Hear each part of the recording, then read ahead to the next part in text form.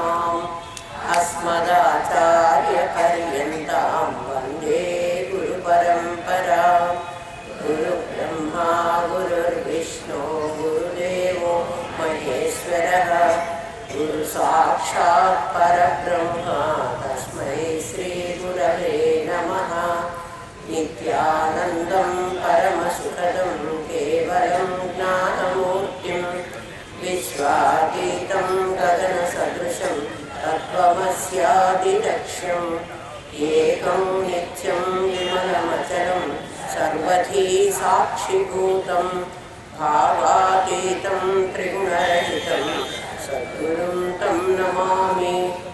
ॐ सहना भवतु सहनौ भुनक्तु सह वीर्यं करवावहै तेजस्विनावधीतमस्तु मा विद्विषावहै। ॐ शान्ति शान्ति शान्तिः।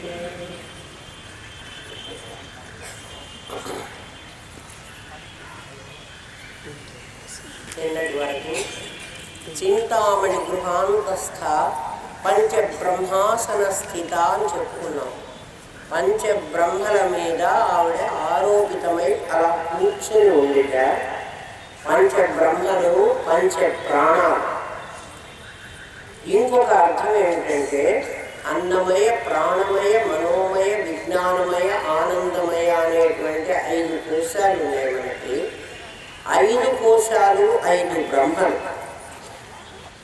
వాళ్ళ మీద ఆసీనురాలై కూర్చుంది అంటే అర్థం ప్రతి కోశము కూడా వాయువు లేకుండా నడవడానికి వీల్లేదు. ప్రాణవాయువు చూడండి, మన శరీరంలో మనం గాలి పీలుస్తున్నాము అని అనుకుంటున్నాం, అది రక్త ప్రసరణకు ఉపయోగపడుతుంది. బ్లడ్ ప్రెషర్ అంటున్నాం.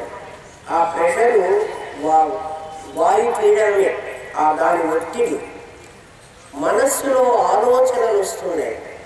ఆలోచన ఏదైనా కదలకపోతే మనకు ఆలోచన రాదు. ఆ కదలిక వాయు చలనమే. మనస్సు చెలిస్తోంది, ప్రాణం చెలిస్తోంది, రక్తం చెలిస్తోంది. మనం తిన్న ఆహారం నోట్లో తింటే అది మెల్లమెల్లగా మెల్లమెల్లగా ఒక్కొక్క కండరాలు దాన్ని కిందికి నెడుతూ ఉన్నాయి. చివరికి విసర్జించాలంటే కూడా వాయువే కావాలి. వాయువులు ప్రాణ అపాన వ్యాన ఉదాన సమాన అనేటువంటి 5 రూపాలతో మన శరీరంలో కూర్చుని ఈ 5 శరీరాన్ని మొత్తం నడిపిస్తూ ఉన్నాయి. అందుకని పంచబ్రహ్మలలో ఈమె స్థితమై ఉంది అంటే పంచబ్రహ్మలలో ఈమె కూర్చుని ఉంది. ఈమె లేకపోతే ఏం జరగదు. చూడండి, ఎవరైనా చచ్చిపోయినారు మనం ఎప్పుడు నిర్ణయిస్తాం? ప్రాణచలనం ఆగిపోతే. ప్రాణం ఆగిపోతే, మనస్సు ఆగిపోతే మనం చచ్చాడని నిర్ణయించగల. ముక్కు దగ్గర చేపెట్టి చూసి గాలి ఆడకపోతే ఇంకా వీడి ప్రాణం పోయింది అని లెక్కేసుకుంటున్నాం. అలా వాయువు 5 రూపాలుగా మారి ఆ 5కి 5 ఉపవాయువులు కూడా ఉంటాయి. అవి ఏమేమి పనులు చేస్తాయో ఆ క్లాసుల్లో ఆ పాఠాలు చెప్తారు. యోగ శాస్త్రంలో కూడా చెబుతారు. పంచబ్రహ్మాసన స్థిత, అందులో కూర్చుని ఉంది ఈమె. ఎక్కడ కూర్చుంది అంటే ప్రతి వాయువులో తాను కూర్చుంది. తను లేకపోతే అక్కడ జరగదు. అంటే ఈమె ఏం చేస్తోంది? ఆ వాయువులో కూర్చుని వాయువును నడిపిస్తోంది. ఎక్కడ ఈ వాయువు ఉంది, ఎక్కడ ఈ నడిపిస్తోంది? మీరు ఇక్కడ చూడండి, గాలి వీస్తోంది అంటాం మనం. గాలి వీచాలంటే ఒక లో ప్రెషర్ ఉన్న దగ్గరికి ఒక హై ప్రెషర్ దగ్గర నుంచి గాలి రావాలి. అంటే సమానంగా చేసుకుంటూ ఉంటుంది గాలి. ఆ తక్కువ ప్రెషర్ ఉన్న చోటికి రావడానికే గాలి వీచాలి, లేకపోతే వీచదు. గాలి ఒక భూతమైతే గాలిలో ఉన్నటువంటి ఆ వీచే శక్తి అమ్మవారు.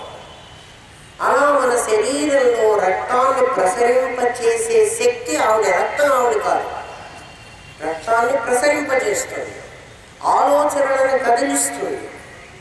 ఆలోచనలు మనం ఒక ఆలోచన తర్వాత ఇంకో ఆలోచన వస్తుంది. చూడండి, అవి నడవకపోతే మనకి ఎలా తెలుస్తాయి?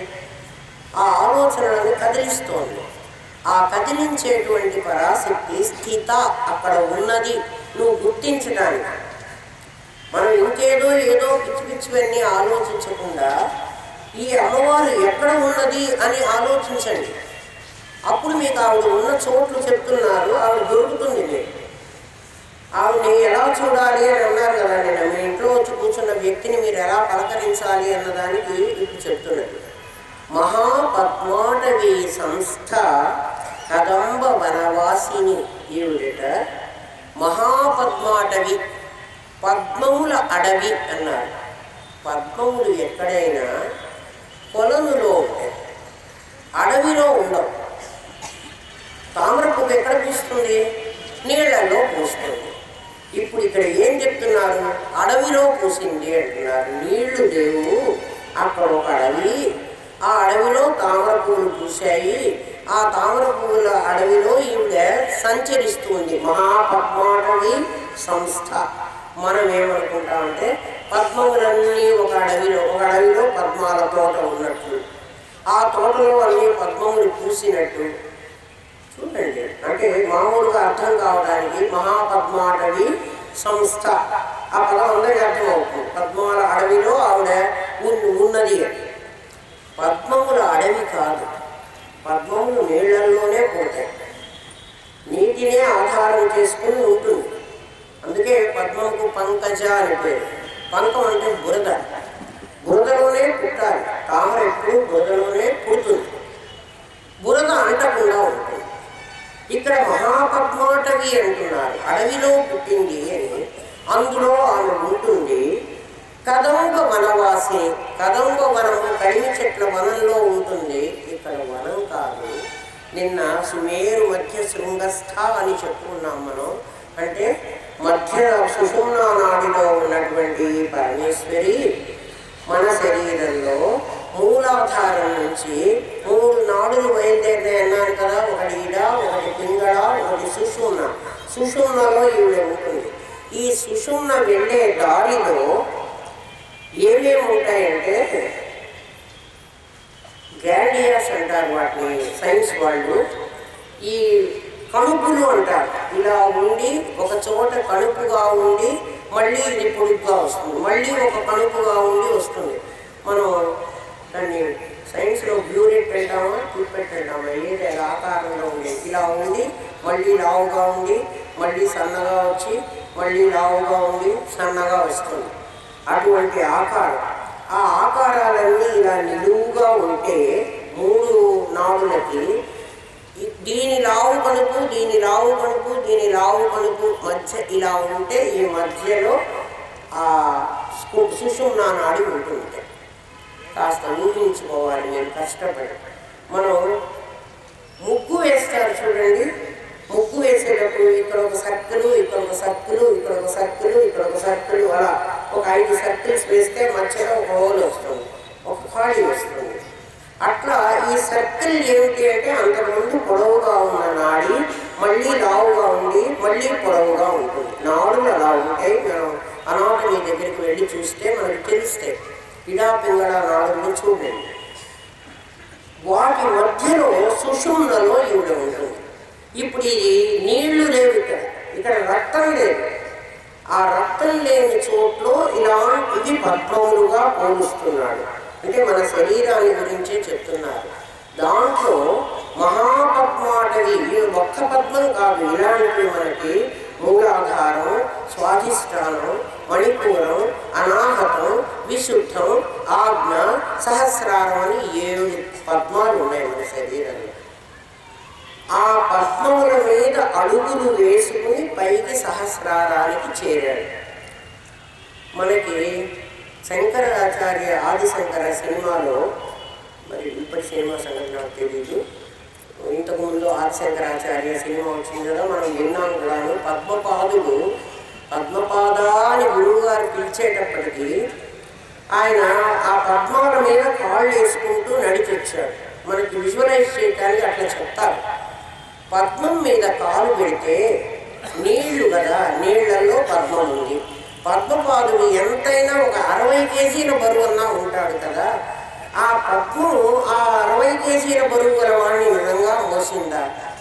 మొయ్యలే. అయితే అది అబద్ధమా అండి? అది అబద్ధం కాదు. శంకరుడు సహస్రారంలో ఉన్న గురుస్వరూపం జీవస్థానంలో ఉన్నటువంటి మూలాధారంలో ఉన్న వాడిని పద్మపాదాన్ని పిలిచేటప్పటికీ అన్ని పద్మాలు దాటుకుంటూ సహస్రారానికి వాడు వచ్చాడు. అంటే అంతకుముందు ఏమీ తెలియని పద్మపాదుడు గురు అనుగ్రహంతో అన్ని పద్మాలు దాటి వచ్చాడు. అది చెప్పడానికి వాళ్ళకి వీలుగాక పాపం పద్మాల మీద ఓ పాదం పెట్టించి, మనం కూడా అట్లా కాలు పెట్టి చూడండి, పద్మం మీద నిలబడతామా? ఏమైపోతాం? మునిగిపోతాం. వివేకానందుడు చిన్నప్పుడు వాళ్ళ అమ్మ చెప్పేంటే, నాయన స్నానం చేయగానే ఒకసారి ఆ దేవుడి గదిలోకి వెళ్ళి దండం పెట్టుకొని రారా అని చెప్పేది వాళ్ళ అమ్మ. అమ్మనే కదా చెప్తారు అట్లాంటి మాటలు. లేకపోతే కాస్త ఒక అమ్మ మంచిగా చెప్తుంది, ఇంకొక అమ్మ కాస్త కోపడైనా చెబుతుంది, ఇంకొక అమ్మ పనిష్ చేసైనా చెబుతుంది, శిక్షించైనా చెబుతుంది. ఎలాగోలా వాడితో ఆ పని చేయిస్తుంది. ఈమె కూడా అలాగే చెప్పింది. ఈయన దండం పెట్టుకుందామని లోపలికి వెళ్ళాక వినాయకుడిని చూశాక, వినాయకుడిని చూసేటప్పటికి ఆయన వెంటలా ఒక పొట్ట, చేతిలో ఒక లడ్డు, అదే మోదకం అంటే కుడుములు పెట్టుకొని ఆయనే నడవలేని పరిస్థితిలో ఒక ఎలుక వాహనం. ఈయన్ని చూశాక, నువ్వే నడవలేవు, నువ్వు నన్నేం కాపాడతావు, మా అమ్మ పిచ్చిని నీకు దండం పెట్టలేదు, ఏమో రేపు పెట్టమని పెట్టుకో ఆమె పెట్టమంది. నేను పెట్టేశాను.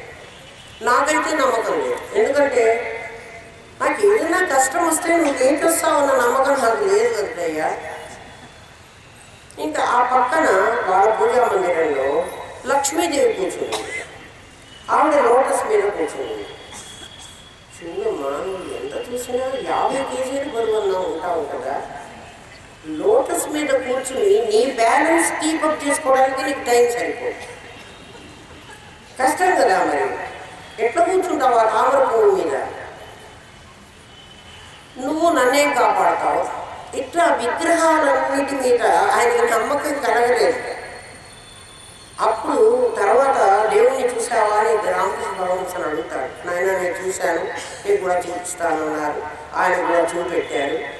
వివేకానందుడికి తనలో పరమాత్మ దర్శనం అయిన తర్వాత, సెల్ఫ్ రియలైజేషన్ అయిన తర్వాత ఆయనకు తోచినటువంటి ఆలోచన ఇది. ఏం ఆలోచన? పద్మపాదుడంటే పద్మాల మీద నడిచొచ్చిన వాడు కాదు, మహాపద్మాటవీ సంస్థ.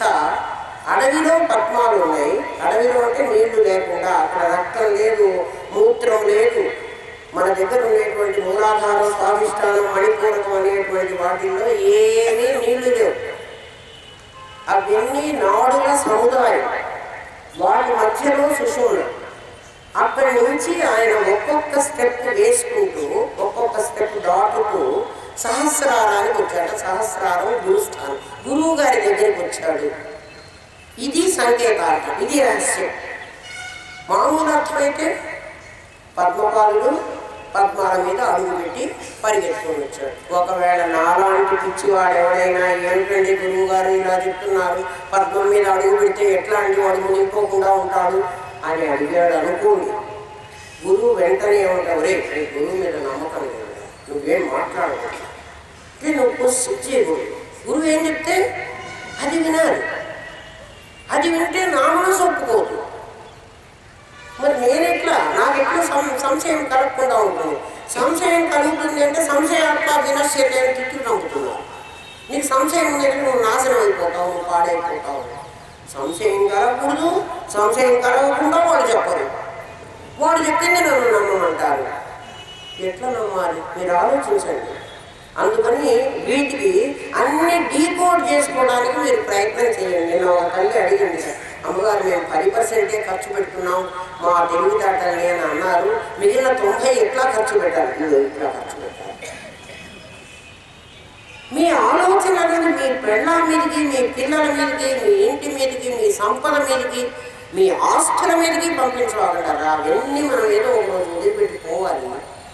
వాటి మీదకి పంపకండి. ఆలోచించండి. ఏమిటి నాలో జరుగుతున్నది? రకంగా మారాలి, నేను ఏ రకంగా ఎదగాలి. ఇంతసేపు నేను ఎల్కేజీలో కూర్చుంటే నా గతి ఏమిటి, వయస్సు మించిపోతున్నది, నా సంగతి ఏమిటి అని ఆలోచించండి. లోపల మీకు స్ఫురింప చేస్తుంది. ఎందుకంటే సత్తా స్ఫురణ రెండు ఆవిడే. ఎలా వచ్చి చెప్తుందండి, గురు రూపంగా పరిగెత్తి రావాల్సిన బాధ్యత ఆవిడికి. పిల్లవాడు ఏడిస్తే పరిగెత్తి రావాల్సిన బాధ్యత ఎవరిది? అమ్మది. ఎవరో పిల్లవాడు ఏడుపు వినిపించిన అనుకోండి, మన వెంటనే మనం ఏం చేస్తాం, ఏమో వాళ్ళ అమ్మ లేదా అక్కడ అంటాం. అంటే పిల్లవాడు ఏడిస్తే రావాల్సిన వాళ్ళు ఎవరు? అమ్మే. మరి నువ్వు నిజంగా ఏడిస్తే, నువ్వు దొంగ ఏడుపు ఏడుస్తుంటే వాడు దొంగ ఏడుపు ఏడుస్తున్నాడు, ఏం పర్వాలేదు, నేను ఎలా అయిపోయినా ఏం పర్వాలేదు అని ఆవిడ ఊరుకుంటుంది. ఆవిడ దగ్గర నాటకాలు ఏంటానికి? నువ్వు నిజంగా ఏడు పరిగెత్తుకుని వస్తుంది అమ్మ, ఖచ్చితంగా వస్తుంది. ఎందుకంటే ఆవిడ ఎక్కడో కైలాసంలోంచి వైకుంఠంలోంచి రాక్కర్లేదు, నీ దగ్గరుంది, మీ ఇంట్లో ఉంది, నీ హృదయ స్థానంలో ఉంది. ఉన్నావిడి నువ్వు లేపటం లేదు. ఆవిడ వచ్చి పాపం నీ సోఫాలో కూర్చుని నువ్వు తిండి పెట్టకపోతే, నువ్వు పలకరించకపోతే అయినా కోపం రాకుండా అలాగే ఉంది పాపం. ఎంత మహాతల్లో ఆలోచించండి. మహాపద్మాటవీ సంస్థ వివేకానందుడికి వచ్చినటువంటి ఆలోచన ఇప్పుడు మీకు చెప్పింది. కదంబ వనవాసిని, కదంబ వనవాసిని. కడిమి పూలు, కదంబ కుసుమాలు అంటే కడిమి పూలు, అవి వర్షాకాలంలోనే పూస్తాయి. చాలా సువాసన ఉంటుందిట. వాటి వాసన ఎంత గొప్పది అంటే కొన్ని యోజనాల వరకు ప్రసరిస్తుంది. అంత సువాసన కలిగినటువంటి కదంబ కుసుమాలు. కదంబ వనవాసిని అని అమ్మవారికి ఉంటుంది. మహాపద్మాటవీ సంస్థ ఉన్నావు కదమ్మా, మళ్ళీ పక్కనే ఇంకో కదంబ వనాలు మాకు ఎందుకు వెళ్ళకపోవాలా అంటే వాసన. మనం రోజు అనేక వాసనలు, ఎన్ని వాసనలు ఉన్నాయంటే మనకి కొన్ని యోజనాల దూరం కదంబ కుసుమాల వాసన ఎలా వస్తుందో అలా కొన్ని జన్మలకు వెళ్ళడానికి కావలసిన వాసనల కుప్ప నా దగ్గర. ఒక్క జన్మకు కాదు. అంటే మళ్ళీ మానవ జన్మేనండి, అమ్మో నేను చెప్పలేను, నమ్మకం లేదు. ఏ జన్మ వస్తుందో తెలియదు. జన్మలు ఇంకా జన్మలు ఎత్తడానికి కావలసినంత వాసనలు నా లోకంలో. ఆ వాసనలన్నింటిలో మళ్ళీ ఆమె ఉంది. ఎందుకుంది అంటే ప్రతి వాసన నీకు ఒక జన్మని కలిగించాలి, ఆ జన్మలు తనే రావాలి. అది ఎలాగంటే ఎందుకు ఆమె ఉంది అంటే, నాటకాలు వేస్తున్నాం అనుకోండి, మనం స్కూల్లో నాటకాలు వేస్తారు పిల్లలు. ఆ గ్రీన్ రూమ్లో ఆ నాటకాన్ని నేర్పేటువంటి ఒక టీచర్ ఉంటుంది. ఒక టీచర్ లేకుండా పిల్లలు వాళ్ళే నాటకాలు వేయరుగా. ఆ టీచర్కి ఆ నాటకంలో ఉన్న 10 క్యారెక్టర్లు ఆవిడకి సంబంధించిన వాళ్ళు. లేదు ఒక క్యారెక్టర్ వాడిని మాత్రం నేను అలంకరించి వాడికి మాత్రం డైలాగులు నేర్పించి నేను స్టేజ్ మీదకి పంపిస్తాను అంటుందా టీచర్? ఆ నాటకంలో ఉన్న 10 పాత్రలు ఆవిడ రెస్పాన్సిబిలిటీ. అందుకని ఆవిడే పంపిస్తుంది. అంటే ప్రతి పిల్లవాడు నటించేటువంటి నటనలో ఆ టీచర్ పాత్ర ఉంటుంది. వాడు సరిగా ప్రొనౌన్స్ చేయకపోయినా, వాడు సరిగ్గా వేషం వేసుకోకపోయినా, వాడు డైలాగు మర్చిపోయినా ఆమె ఉంటుంది. గ్రీన్ రూమ్లో ఉండదు, ఇక్కడ వచ్చి ఇక్కడ నుంచి ఉంటుంది. ఆ తెర వెనక నుంచుని వాడికి ప్రాంప్టింగ్ ఇస్తూ ఉంటుంది. ఆ పిల్లవాడికి ఒక క్యారెక్టర్కి ఇస్తుంది ఆమె, అంటే అన్ని క్యారెక్టర్లు ఆమెదే. ఈ కదంబ వనవాసిని ఏం చేస్తుందంటే ప్రతి క్యారెక్టర్, అంటే నువ్వు ఏ వేషం వేస్తున్నావో ఈ జన్మ, ఇంకో జన్మ, ఇంకో జన్మ, అంటే ఈ వాసన ఒక జన్మ, ఇంకో వాసన ఇంకో జన్మ, ఇంకో వాసన ఇంకో జన్మ, ఇవన్నీ ఆవిడ లెక్కలో మొత్తం కలిసి ఒకటే కింద లెక్క. మన లెక్కలో చాలా. వీళ్ళందరికీ కూడా ఆవిడ ప్రాంప్టింగ్ వాసిని అందులో ఉంటుంది. ప్రతి వాసనలో తల్లి ఉంటుంది. ప్రతి వాసనను కార్యరూపం ధరించేది ఆవిడే, దాన్ని నడిపించేది ఆవిడే. సుధా సాగర మధ్యస్థ, ఇది వ్యంగ్యాత్మకమైన సుధాసాగరం. అంటే వాసనలతో వచ్చిన జన్మలన్నీ ప్రపంచంలో మనం పొందేటువంటి జన్మలు. ఇక్కడ అంటే మనం వేసేటువంటి వేషాలు ఇవన్నీ. వాసాంసి జీర్ణాన్ని యథావిహాయ అని గీత చెప్పింది కదా. చినిగిపోయిన బట్టని విప్పి పారేసి కొత్త బట్టని కట్టుకుంటాడు.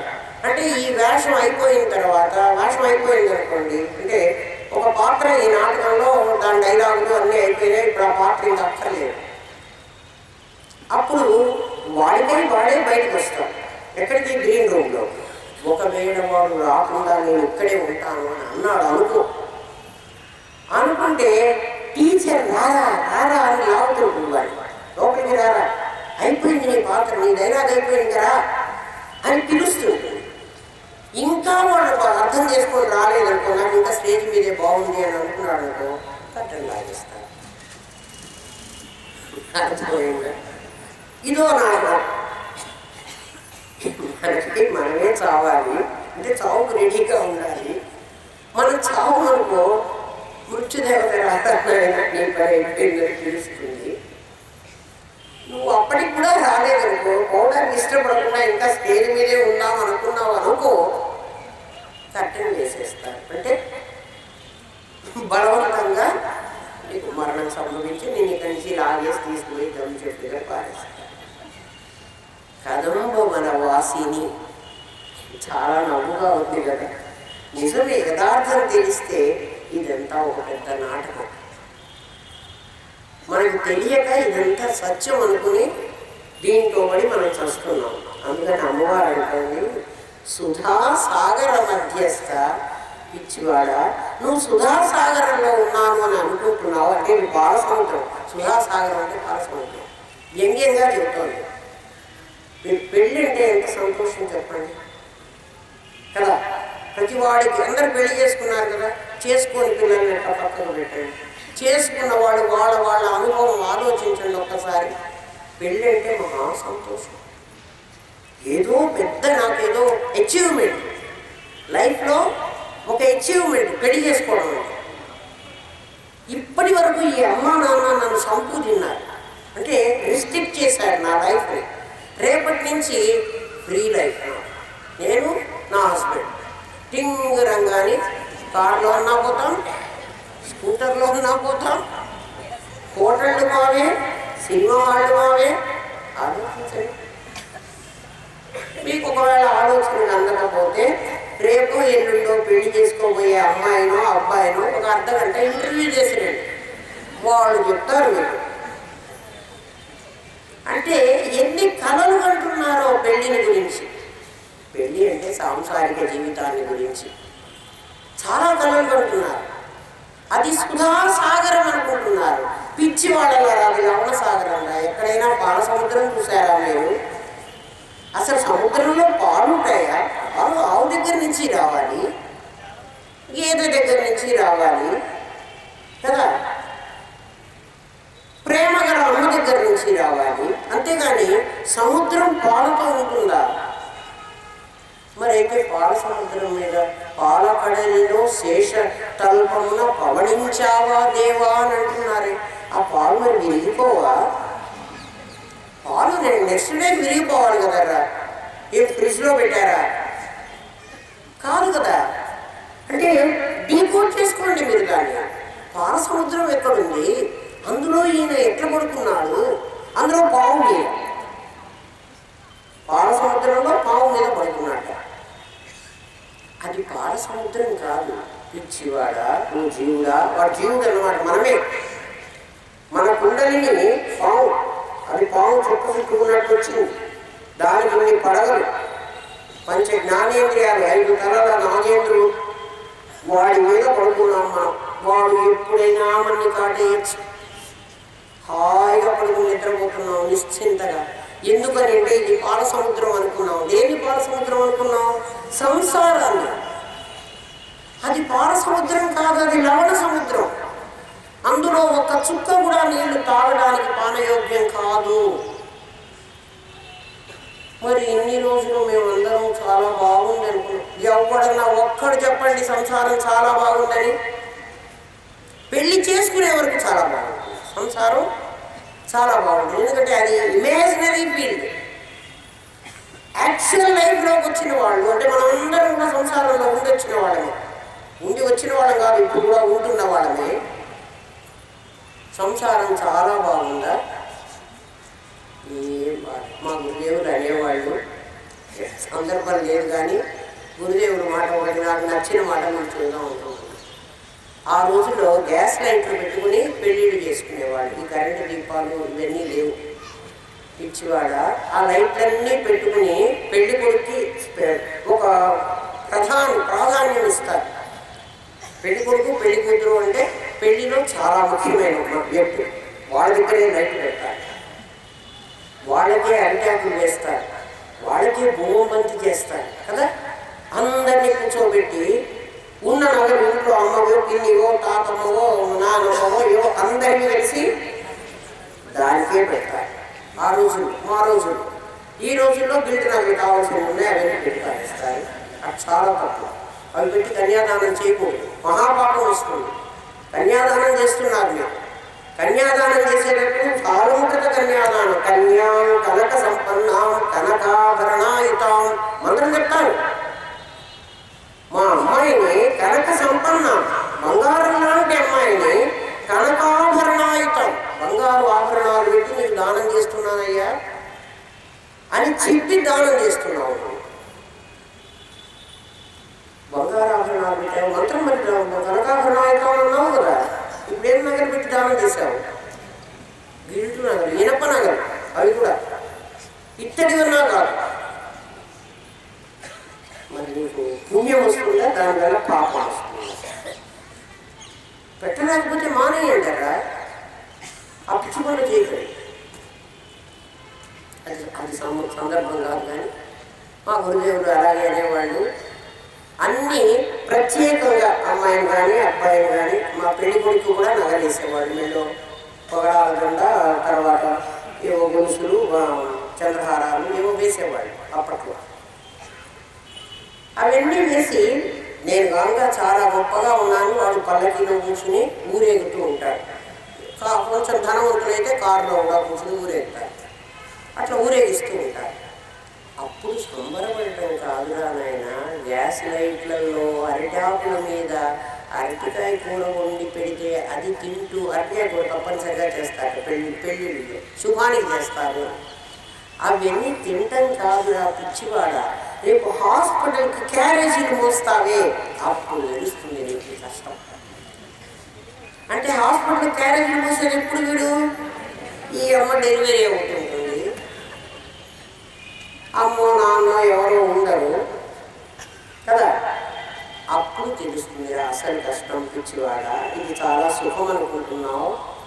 సుధాసారాభివర్షిణి, సుధాసాగర మధ్యస్థ అమ్మవారి పేరు.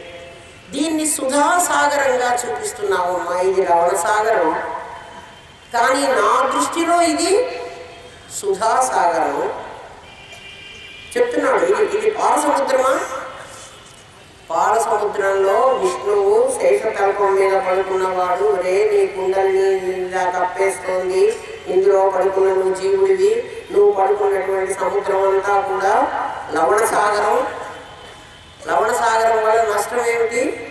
చుక్క నీళ్లు కూడా తాగడానికి పనికిరావు. నీకేం తప్పిదైనా నీకు సాంత్వన ఇది ఇవ్వదు. ఏది? నువ్వు నమ్ముకున్న సంసారం, నువ్వు ఇష్టపడుతున్న సంసారం, నువ్వు బాగుందనుకున్న సంసారం, నువ్వు ఆశించిన సంసారం సుఖం ఇవ్వడు.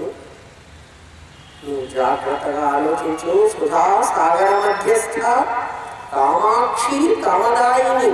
ఎందుకు ఇది నీకు సుఖం ఇవ్వదు అని చెప్తున్నాడంటే, కామాక్షి, కోరికలు అనేవే నీకు ఇక్కడ కళ్ళు.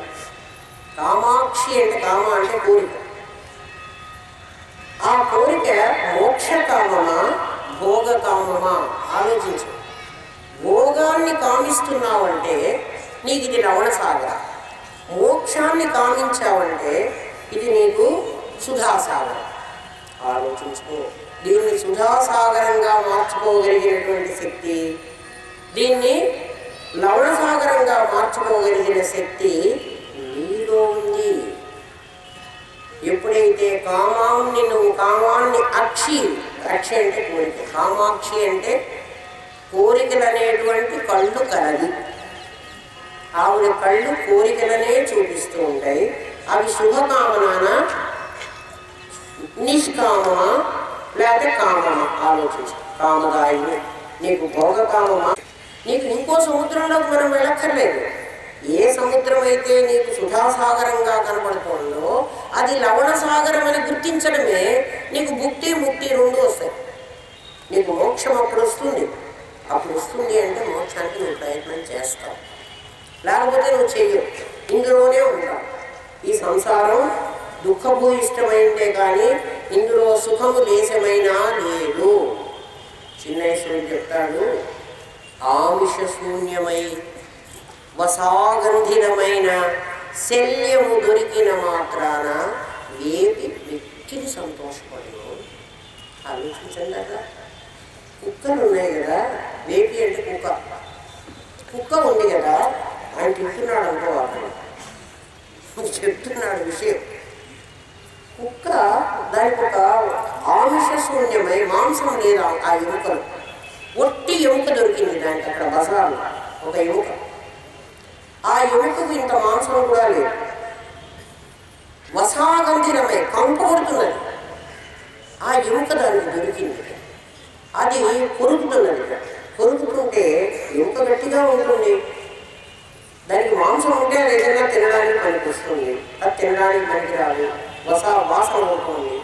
ఆ ఎముకని కొరికి కొరికి కొరికి అది తినాలని చూస్తుంటే దాని పళ్ళ సందులో చిగుళ్ళే చిట్లి అందులో నుంచి రక్తం స్రవిస్తే ఆ రక్తం నోటికి తగిలి ఉప్పగా ఉంటే ఆ కుక్క అనుకుంటుంది, ఆహా ఈ ఎముకలో నుంచి ఎంత రక్తం వస్తోంది, ఎంత నేను తాగగలుగుతున్నాను అని వేపి మిక్కిలి సంతోషపడు.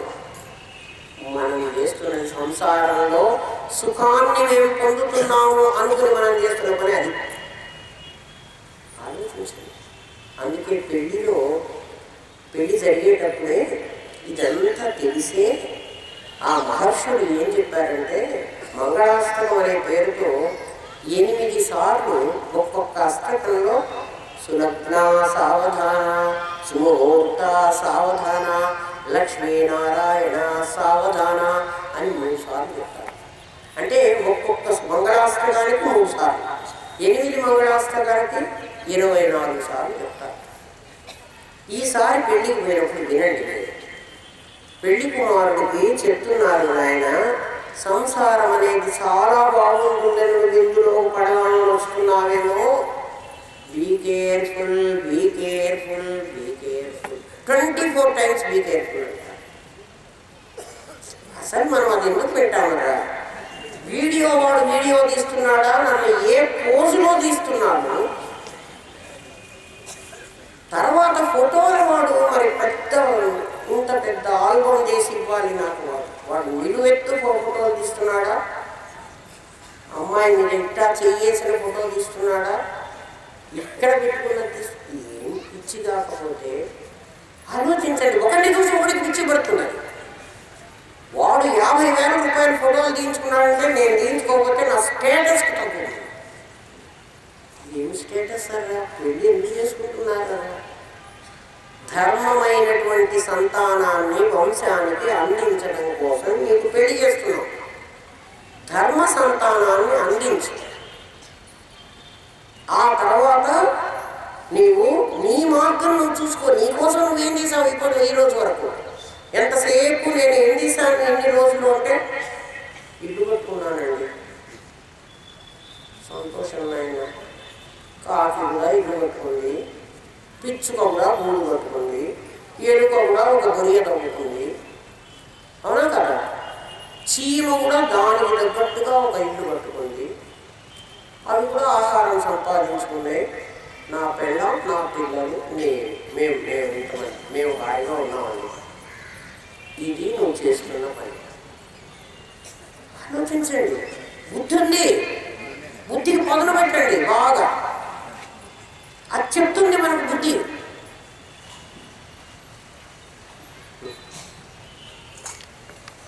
ఆమె కామాక్షి, కామం అంటే కోరిక.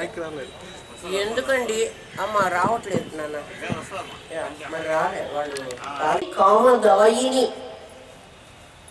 ఆ కామం అనే కోరికలతో ఉన్నటువంటి నీకు భుక్తి కామం కావాలనుకుంటే ఆ కోరికలు ఆమె ఇస్తుంది, ముక్తి కామం కావాలంటే ఆ కోరికలు ఆమె ఇస్తుంది. ఇదేంటండి మమ్మల్ని ఇట్లా మధ్యలో పెట్టి ఇట్లా టెస్ట్ చేస్తే ఏమన్నా కష్టం కదా మాకు, అమ్మ కదా. చూడమ్మా, ఎంత ప్రియమైనటువంటి శిష్యుడైనా క్లాస్లో నాకు చాలా ఇష్టమైన పిల్లలు ఇద్దరు ముగ్గురు ఉంటారు. క్లాస్ 45 మంది ఉన్నా 2-3 టీచర్కి చాలా పెట్. ఎందుకు అంటే వాళ్ళిద్దరు ముగ్గురు 100% మార్కులు తెచ్చుకుంటారు. అటెండ్ వాళ్ళే వీళ్ళకి ఇష్టం ఉంటారు, అంతకంటే వేరే ఏం ఉండదు. టీచర్కి పిల్లవాడికి ఏం సంబంధం ఉండదు. వాడి తెలివితేటల్ని వీడు సంతోషపడుతుంది, ఓహో వీడు చాలా బాగా. అందుకని పాఠం చెప్తున్నప్పుడు కూడా ఆటోమేటిక్గా వాళ్ళని చూస్తూనే చెప్తారు.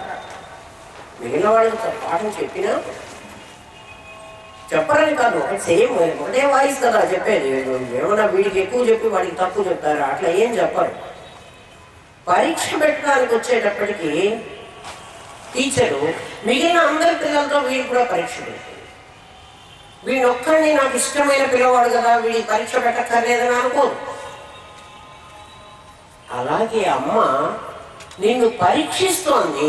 నిరీక్షణ సముత్సుక అంటారు ఇంకొక చోట, ఎక్కడో నామంలో వస్తుంది. నిత్య పరాక్రమాటోప నిరీక్షణ సముత్సుక నిన్ను టెస్ట్ చేస్తుంది. నువ్వెప్పుడూ నేను సంసారమే నాకు చాలా బాగుంది అని ఇందులో పడి వస్తావా? సరిపోరా నీ దుంపలుగా, నువ్వేమన్నా కావు, నాకెందుకు పోలా. కానీ అప్పుడప్పుడు అమ్మ లోపల నుంచి చెప్తుందిట, ఈ సంసారంలో సుఖం లేదురా, సంసారం దుఃఖమే ఉంది. ఎందుకంటే ఇందులో ఉన్న పదార్థాలన్నీ కూడా మీరు చూడండి, సంసారాన్ని తప్పంటం లేదు, మన అప్రోచ్ని తప్పంటున్నాను నేను. సంసారాన్ని తప్పంటం లేదు, మనం అదే మోహంలో పెట్టుకుని ఇది నాకు సర్వస్వం అని మనం అనుకుంటున్నామే, అది తప్పంటున్నాను. దాన్ని అమ్మ పరీక్షిస్తుందిట. ఎప్పుడైనా మనకు ఒకసారి అయినా ఏమిట్రా ఇది, ఎన్ని కష్టాలు పడుతున్నాను నేను ఈ సంసారంలో, ఇందులో నుంచి బయటపడే మార్గమే లేదా అన్న ఆలోచన వచ్చిందా రాలేదు? ఎన్నిసార్లు వచ్చి ఉంటుంది. కష్టాలు ఆమె అందుకు కలిగిస్తుందిట. మళ్ళీ కష్టాల నుంచి నివారణ కూడా ఆమె చేస్తుంది. ఎవ్వరికీ చూడండి వాడు భరించలేని కష్టాలు ఎక్కడా ఉండవు. వీడు అనుకుంటాడు, అమ్మో నేను భరించలేని కష్టాలు పడ్డాను. నువ్వు భరించలేక ఒక బాటిల్లో నీళ్లు పోయాలంటే బాటిల్ పట్టినంతే పోస్తాం కానీ ఇంకా ఎక్స్ట్రా వాటర్ పోయాం కదా. ఈ శరీరంతో మనం ఏ ఏ కష్టాలు బాధలు సుఖాలు అనుభవించాలో అంతవరకే ప్రారంధం అనే పేరుతో మనకు నింపి పంపించారు. అవి కాక ఎక్స్ట్రా అనుభవించడానికి వీల్లేదు. కానీ మనం మన ఆలోచనలకు అవి మనకు చాలా కష్టంగా అనిపిస్తాయి. నిజంగా కష్టం లేదు అసలు. మనం ఎక్స్పెక్ట్ చేస్తున్నాం కొన్నిటిని, ఆ ఎక్స్పెక్టేషన్స్ మనం ఎప్పుడు మీట్ అవ్వమో అది మనకు కష్టంగా తోస్తుంది. మనం కొన్నిటిని ఎక్స్పెక్ట్ చేస్తాం, నాకు ఇలా జరగాలి, నాకు ఇది కావాలి, నేను ఇట్లా ఉండాలి. మరి ప్రారంభంలో అది లేకపోతే నువ్వు అట్లా ఉండలేవు. కానీ మనం ఏమనుకుంటామంటే అట్లా ఉండలేకంటే నేను అనుకున్నట్లుగా నా జీవితం లేదు కాబట్టి నాకు కష్టం వచ్చింది. నిజంగా అసలు కష్టం లేదు. మీరు ఆలోచించుకోండి, ఇవన్నీ ఆలోచించే పాఠాలే. మనిషి ఉద్ధరేదాత్మనాత్మానం అంటే నిన్ను నువ్వు ఉద్ధరించుకోవాలి. గురువు గారు ఉద్ధరించరు. ఆయన ఉద్ధరించేటట్టయితే ఆయనకు ఉండడు అసలు. ఎవరో ఉద్ధరించరు, ఎవరో మీ కష్టాలు తీసేయరు. టీవీలో చెప్తూ ఉంటారు, మీరు ఎన్ని విధాలైన కష్టాలైనా తొలగించబడు. ఎలా తొలగిస్తావు? నువ్వేమన్నా ఈశ్వరుడుగా? ఈశ్వరుడు అయితే నువ్వు ప్రకటనలు చేసుకోకర్లే అసలు. ఈ పిచ్చి వాళ్ళు ఎందుకంటే కష్టం ఎందుకు వచ్చిందో తెలియలేదు, వాళ్ళ వెంట పోతే మాకు ఈ కష్టాలు తీరుతాయేమో నీ నీ వీక్నెస్ని వాళ్ళు క్యాష్ చేసుకుంటున్నారు, సొమ్ము చేసుకుంటున్నారు. అంటే నువ్వెందుకు బలహీనుడుగా ఉండాలి? నువ్వు కూడా ఆ అమ్మకున్న సంతానానివే కదా. అమ్మకు అందరు పిల్లలు సమానమే కదా. ఒకళ్ళు ఎక్కువ ఒకళ్ళు తక్కువ ఉంటారా? పోనీ మీరు అందరూ అమ్మలు అయినారు కదా, అమ్మలు నాన్నలే కదా. మీ పిల్లలు ఒక నలుగురు ఉంటే ఒక పిల్లవాడి మీద చాలా ఎక్కువ ప్రేమ, ఒక పిల్లవాడి మీద కొంచెం తక్కువ ప్రేమ, ఒకడికి కాస్త విషయం పెడదాంలే, ఒకడికి కాస్త అన్నమే పెడదాంలే, ఏ తల్లిదండ్రులైనా అనుకుంటారా? వాళ్ళకు ఉన్నంతలో అందరి పిల్లలకి సమానంగా పెడతారు. మన చేతిలో 5 వేళ్ళే సమంగా లేవు. అన్నీ ఇవన్నీ ఈక్వల్గా ఉన్నాయా? లేవు. పిల్లలు వాళ్ళ ప్రారంభం ప్రకారం వాళ్ళు సంపాదించుకోగలరు. ఒకడు కలెక్టర్ అవ్వచ్చు, ఒకడు కండక్టరే కావచ్చు.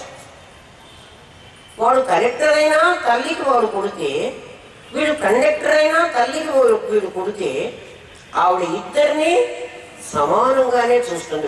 వాళ్ళకి వాళ్ళ స్టేటస్ గొప్పం కావచ్చు, కానీ తల్లిదండ్రులకు కావు. అమ్మ అలాగే నీకు కష్టం వచ్చిందని ప్రతిసారి కష్టం కలిగించేదామె. ఎందుకు అంటే ఇటువంటి థాట్ నీకు రావాలని. కష్టం వచ్చినప్పుడైనా ఈ చోట్లో నుంచి నేను బయటపడాలి, ఇక్కడ ఉండకూడదు అని నువ్వు అనుకోవాలని నిరీక్షణ సంవత్సుక ఆమె పరీక్షిస్తూ ఉంటుందిట. ఎలా పరీక్షిస్తుంది అంటే, దేవర్షిగణ సంఘాత స్థూయమానాత్మ వైభవ దేవ ఋషి సంఘాతము. ఇక్కడ ఉన్నారు. దేవతలు అంటే నీ జ్ఞానేంద్రియ పంచకం, ఋషులు అంటే నీ కర్మేంద్రియ పంచకం. జ్ఞానేంద్రియ కర్మేంద్రియాలు వాక్ పాణి పాద పాయు ఉపస్థలు ఋషులు. దేవతలు నీ కన్ను ముక్కు చెవి జ్ఞానేంద్రియ పంచకం. ఇది గణం. నిన్ను బాధించేది ఆమె దేంతో బాధిస్తుందంటే నీ జ్ఞానేంద్రియ పంచకం, నీ కర్మేంద్రియ పంచకం. అంటే నా కన్ను నొప్పి వచ్చింది, నా చెవి నొప్పి వచ్చింది, నా గొంతు నొప్పి వచ్చింది అంటే నా రోగాలు రావడం ఆలోచించండి. నా కాలు నొప్పి వచ్చింది, నా చెయ్యి నొప్పి వచ్చింది. దేవర్షి గణ సంఘాతం. సంఘాతం అంటే సమూహం. ఆవిడ దగ్గర ఉన్నటువంటి నిన్ను బాధించేటువంటి సమూహం ఏమిటంటే నీ జ్ఞానేంద్రియ, నీ కర్మేంద్రియ పది ఇంద్రియాలు. మనస్సు ఇంకో ఇంద్రియం. మొత్తం 11. ఈ 11 చేత నీకు బాధ కలిగిస్తుంది. నీకు కష్టాలు వచ్చినాయని బాధపడతావు చూడు. ఇప్పుడు ఎవరికి జబ్బు చేసింది? మనస్సుకు జబ్బు చేసింది. ఏం జబ్బు చేసింది? మనస్సు ఏదేదో ఆశించింది, ఆ ఆశ నెరవేరలేదు.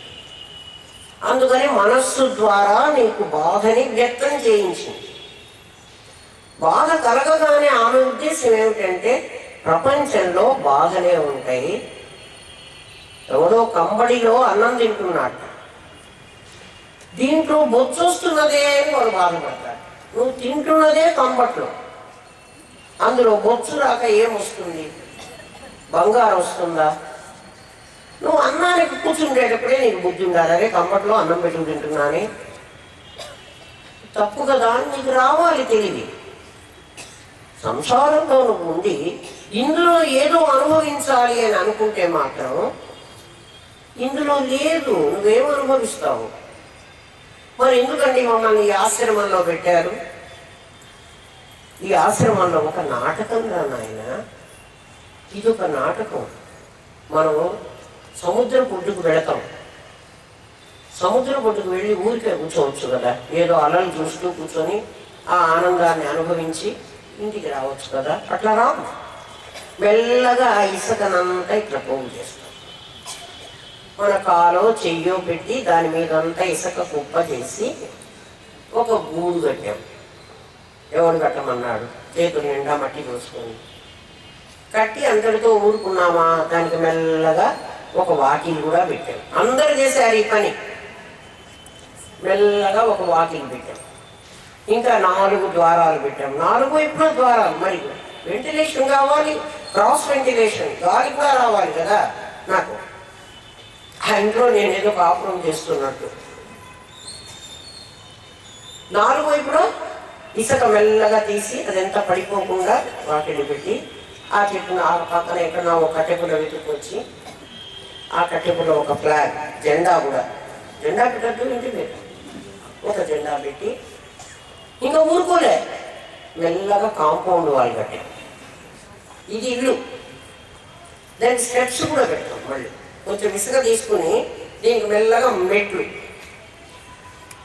కూడా పెట్టాను. ఎందుకంటే మేడ నీకు ఎక్కద్దు, అది మేడ కాదు, నువ్వు ఎక్కడ అవసరము లేదు. పెట్టాం. చుట్టూ కాంపౌండ్ వాల్ కూడా పెట్టాం. ఏంటో ఇసుకతోనే. మళ్ళీ గేట్ కూడా పెట్టాం. ఇది ఇల్లు. ఆ సముద్ర పొడ్డున నుంచున్న మనం కూర్చున్న 1 గంట అరగంట, మరి మనకి ఎంత టైం ఉందో ఆ టైంలో ఒక ఇల్లు నిర్మాణం చేస్తాం. ఆమె రావచ్చు కదా, వస్తామా? వచ్చేటప్పుడు ఆ ఇల్లు ఏం చేస్తాం? కాలుతో తొక్కేసి అంత చెరిపేసి వచ్చేస్తాం. ఇల్లు కట్టమని ఎవడు చెప్పాడు? పగలగొట్టమని ఎవడు చెప్పాడు? కట్టేటప్పుడు అంత శ్రద్ధగా కడుతున్నావు, విరగొట్టేటప్పుడు అంత తేలికగా విరగొట్టేస్తున్నావు. పోనీ దాన్ని వదిలేసి రారాదా? అమ్మా ఎందుకు అసలు ఎందుకు కట్టావురా? ఈ ప్రపంచం అలాంటిది. అట్లా కట్టుకున్నాం మనం ఈ ఇళ్ళన్నీ. ఇది లీల, ఇది విభూతి. సర్వమున్నతని దివ్య కళామయ మనసు విష్ణునందులము చేర్చి తారడవి నుండుట మేలు నిశాచరాగ్రణి అని చెప్పాట పాపం ప్రహ్లాదుడు వాళ్ళ నాన్నకి.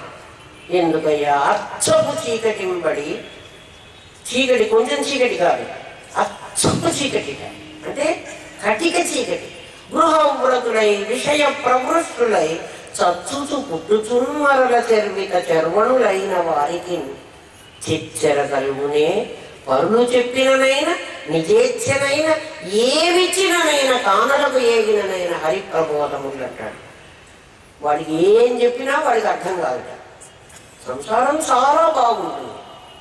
ఎన్ని కష్టాలు వచ్చినా ఇది మళ్ళీ బాగుంటుంది. ఎందుకంటే ఇందులోనే ఎవరన్నా మోసం చేయొచ్చు, ఎవరన్నా కొట్టచ్చు, తిట్టచ్చు, డామినేట్ చేయొచ్చు కదా, గొప్ప అనిపించుకోవచ్చు. నా అహం సాటిస్ఫై అవ్వాలి. నా ఈగో అంటే నా అహం సాటిస్ఫై అవ్వాలి. దానికోసం నేను ఏమన్నా చేస్తా ఈ ప్రపంచంలో. ఆలోచించండి. ఆలోచన లేదు మనకి. ఆవేదనతో చెప్తున్నాను మీకు, ఆలోచించండి ఆలోచించండి అని. అన్ని ఇంద్రియాలు పని చేయించుకుంటున్నారు. బుద్ధి అనే ఇంద్రియంతో పని చెయ్యనేటిలా దాన్ని లోపల బాగా పెట్టెలో పెట్టి మూట పెట్టి తాళం పెట్టి అంత దాచిపెట్టక్కర్లేదు. దాన్ని ఉపయోగించండి. మీ లోపల చాలా అనేకమైనటువంటి నిధులు ఉన్నాయి. వాటన్నిటిని వెలికి తీయండి. ప్రపంచం అందరికీ పంచిపెట్టండి. అప్పుడు భారతదేశం గురుపీఠము అన్నటువంటి మాటని కర్నూలు వాళ్ళే సార్థకం చేయండి. ఎవరో వద్దు. ఆలోచించండి. కూర్చొని సంసారం గురించి ఆలోచించకండి. అది ఎలాగో జరుగుతుంది. మనం వద్దన్నా కావాలన్నా ఇప్పుడు ఇన్ని సంవత్సరాలు జరిగిందా జరగలేదా? అయితే మేము ఎట్లా అండి దాని మీద కాన్సన్ట్రేట్ చేయకపోతే మేము ఆ పని చేయలేం కదా. పిచ్చి వాళ్ళ రామకృష్ణ పరమహంస ఏమన్నాడో తెలిసిన, కొత్తగా పెళ్ళైనటువంటి అమ్మాయి వంట చేయాలంటేట చెంచాడు కారం వేయాలా, చెంచాడు ఉప్పు వేయాలా. వాళ్ళ అమ్మని అడుగుతుంది అక్కడ ఫోన్ చేసి, అమ్మ ఎంత కారం వేయాలి ఇంత కూరలో, 1 కేజీ కూర తరిగి పెట్టాను, దీంట్లో ఏమేమి వేయాలి, ఇవన్నీ అడిగి అవి కొలుచుకుని చూసుకుని చాలా కష్టపడి వేసి వంట చేసుకుని. బాగా ఎక్స్పీరియన్స్ వచ్చినటువంటి నాలాంటిది వంట చేసేటప్పుడు వంట మీద దృష్టి ఉండదు. చెయ్యి ఉప్పు డబ్బాలోకి వెళ్తుంది, ఉప్పు తీస్తుంది, ఇంత ఉప్పు అందులో వారేస్తుంది, కొంచెం కారం తీస్తుంది, కారం అందులో. మీరందరూ కూడా అదే చేస్తున్నారు. నా పెళ్ళైన మొదటి సంవత్సరం నేను అట్లా చేయలే, నాకు రాలే, మనందరికీ రాదు. ఈ పని నీకు అలవాటు అయిపోయింది నీ ఇంద్రియాలకి. అవి ఆ పని అవే చేస్తాయి.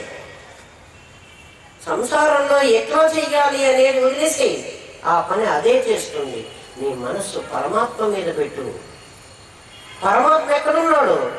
నీ లోపలున్నాడు. దేవుడి గదిలో మీరేమో వంట చేయక్కర్లేదు, ఏమక్కర్లేదు, దేవుడి గదిలో కూర్చోమంటున్నారంటే నేను దేవుడి గదిలో కూర్చోమని చెప్పను. గంటలు గంటలు పూజలు చేయమని చెప్పని ఒక పిల్లవాడు నాకు చెప్పాడు. మీరేంటండి మా అమ్మని గంటలు గంటలు పూజ చేయమంటున్నారు, ఆమె ఇంట్లో పనే చేయటం లేదు. నేను చెప్పలేను ఆయన, మీ అమ్మ తప్పుగా అర్థం చేసుకుంది. నువ్వు పని చేస్తూ, రామకృష్ణ పరమహంస చెప్పిన మాట మీకు చెప్తాను. పుట్టింటికి వాళ్ళ అన్నయ్య ఈమెను పిలుచుకోవడానికి వస్తున్నాడు. నేను అత్తవారింటికి వచ్చాను, ఇదంతా కొత్త వాతావరణం. మా అన్నయ్య నన్ను పిలుచుకోవడానికి వస్తున్నాడు. బయలుదేరాడు, విజయవాడ వరకు వచ్చాడు. అక్కడ ట్రైన్ చేంజ్ అవ్వాలి. మా అన్నయ్య రైలు టైంకి రాగలిగాడో లేదో, రైలు వచ్చిందో రాలేదో, మా అన్నయ్యకి సీటు దొరికి, రిజర్వేషన్లు లేవు కదా ఆ రోజుల్లో, మా రోజుల్లో సంగతి చెప్తున్నాను నేను. మా అన్నయ్యకి రైల్లో సీటు దొరికిందో లేదో, ఆ రైలు పాపం ఆ నల్లమల ఫారెస్ట్లో నుంచి వచ్చి అక్కడ మరి రైలు ఆగిపోయినాయేమో, ఎంత కష్టపడుతున్నాడో. నా ఆలోచన అంతా అన్నయ్య మీద ఉంది. నేను అత్తవారింట్లో ఉన్నాను, నేను అన్నం వండుతున్నాను, నా భర్తకి, నా మరుదులకి, వాళ్ళకందరికీ చేయవలసినవన్నీ చేస్తున్నాను. నా శరీరం ఈ పని చేస్తోంది, నా మనస్సు మా అన్నయ్య గురించి ఆలోచిస్తోంది. ఎప్పటి వరకు? మా అన్నయ్య మా ఇంటికి వచ్చే వరకు. అన్నయ్య వచ్చాడంటే నన్ను తీసుకెళ్ళిపోతాను. అలా నీ మనస్సును పరమాత్మ మీద పెట్టు, ఈ పని చెయ్యి. మీరు పరమాత్మ మీద పెట్టమన్నారు కదా అండి, నన్ను పనులు మానుకోమన్నారు, రేపటి నుంచి నేను పని అన్నీ మానేస్తాను, నేనేదో ఆ పరమాత్మ తెలుసుకునేదాకా నేను వదలను అంటే మీ ఇంట్లో వాళ్ళందరూ నా మీద కంప్లైంట్ చేస్తారు. జాగ్రత్త. ఒక అమ్మాయి కొడుకు అప్పుడే ఆల్రెడీ చేసేసాడు. మీ పాఠం విని మా అమ్మ చెడిపోతుందండి, నేను ఎవరిని చెడగొట్టల్లా, నేనేం చేశానో అది మీకు చెబుతున్నాను, అలా మీరు చేసుకోండి అని చెబుతున్నాను. తప్పకుండా పరమాత్మ తెలుస్తాడు అని చెప్తున్నాను. దేవర్షిగణ సంఘాత స్తూయమానాత్మ వైభవ భండాసుర వధోద్యుక్త శక్తి సేనా సమన్విత. భండాసురుడు, మహిషాసురుడు, శుంభ నిశుంభులు, వీళ్ళంతా మన అజ్ఞానానికి చిహ్నం. దేవీ భాగవతం చెప్పేవాళ్ళు భండాసురుడు అనేవాడు ఒక రాక్షసుడని, శుంభ నిశుంభులు, మహిషాసురుడు ఒక రాక్షసుడని, వాళ్ళందరినీ కూడా దేవి చంపిందని, అందరూ దేవతలు వాళ్ళ వాళ్ళ ఆయుధాలన్నీ ఆవిడికి ఇచ్చారని చెప్తారు. సంకేతార్థం అది కాదు. ఒకవేళ అంత గొప్పవాడైతే భండాసురుడు కానీ, లేకపోతే మహిషాసురుడు కానీ, మహిషాసుర మర్దని, భండాసుర వధోద్యుక్త, శక్తి సేనా సమన్విత అని అంటున్నాడు. భండాసురుడు అనేవాడు ఒక రాక్షసుడు అంటున్నాడు. నీ తమో గుణమే రాక్షసుడు, అందువల్లే నీకు అజ్ఞానం వచ్చింది. ఆ అజ్ఞానము నీకు వచ్చినటువంటిది అది ఎక్కడుందో మీరు చెప్తా చూడండి. భండ సైన్య వధోద్యుక్త శక్తి విక్రమహర్షిక అని ఇంకో నామం కూడా అవుతుంది. అందుకని భండాసురుని గురించి చెప్పేస్తే మీకు తెలుస్తుంది. ఈ భండాసురుడు ఎక్కడి నుంచి పుట్టాడంటే మన తమో గుణంలోంచి పుట్టాడు. మన తమో గుణం అంటే మనం రాత్రి నిద్రపోతున్న టైం, తమస్సులోనే మనం నిద్రపోతాం. అందరూ కూడా నిద్రపోయేది తమస్సులోనే. తమస్సులోనే నీకు ఒక స్వప్నం వస్తుంది. స్వప్నం రజస్సు రావాలి అంటే తమస్సులో రజస్సు వస్తే కళ వస్తుంది, లేకపోతే రావాలి. తమస్సులో మనం పడుకున్నాం, మనకి మెళుకువ వచ్చింది. మొట్టమొదటి నిద్ర లేవగానే, రేపటి నుంచి అందరూ బాగా గమనించుకోండి, మనం నిద్ర లేవగానే ఫస్ట్ థాట్ ఏమొచ్చింది? మొట్టమొదటి ఆలోచన తమస్సులో నుంచి పుట్టింది. తమస్సు అంటే నిద్ర, అంటే తమో గుణం, ఏమి తెలియనటువంటి స్థితి. దాంట్లో నుంచి మనం అవును తమస్సులో పెట్టేసావు తల్లి.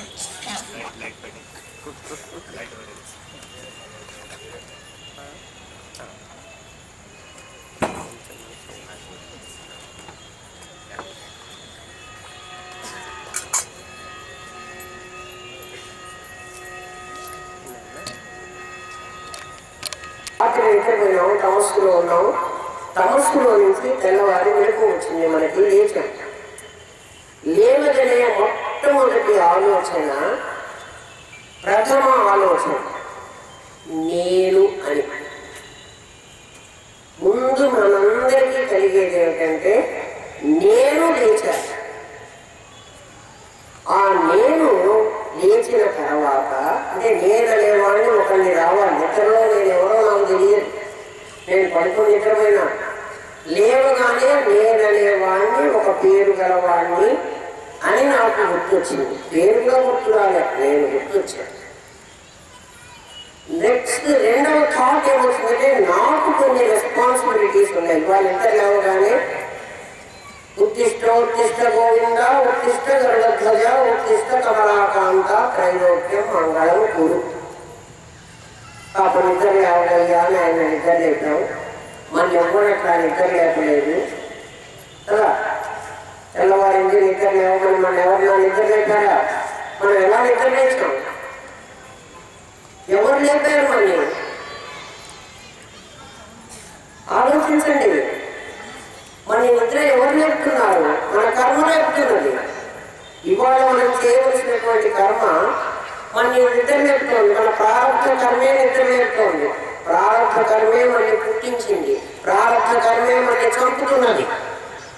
మన కర్మ నిద్ర లేపుతోంది.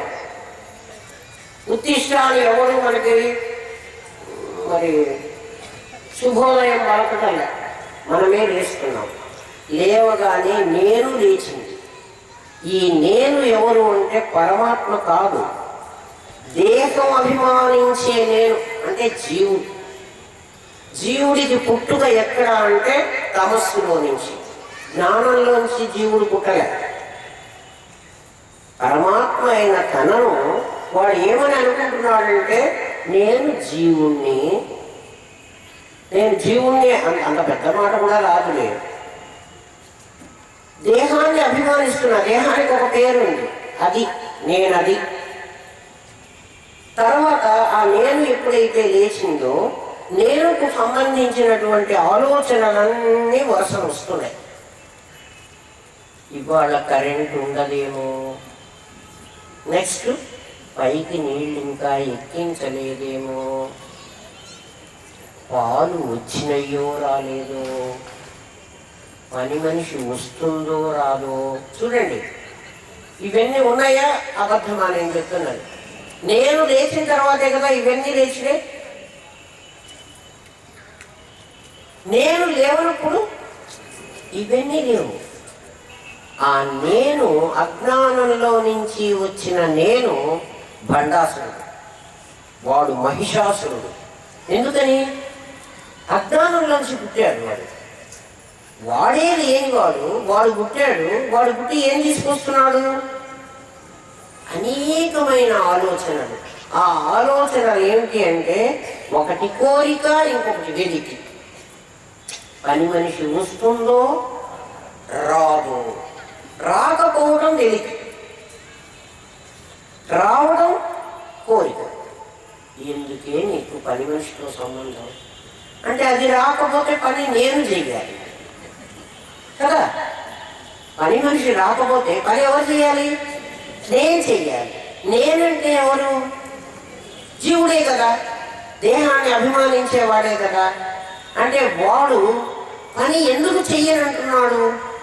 వాడికి సోమరితనం. వాడు తమోగుణంలోంచి వచ్చాడు. ఇప్పుడే వాడు సత్వంలోంచి రాలేదు. వాడు సత్వంలో నుంచి వచ్చాడు అనుకోండి, ఓ పని చెయ్యాలా, ఇవాళ దేహానికి పని చేయటం దాని పనే, దాని ధర్మమా, చేసేసేవే. అవశ్యం అనుభోక్తవ్యం కృతం కర్మ శుభాశుభం. నువ్వు వద్దన్నా కావాలన్నా నువ్వు పని చేసే తీరాలే పిచ్చిదానా.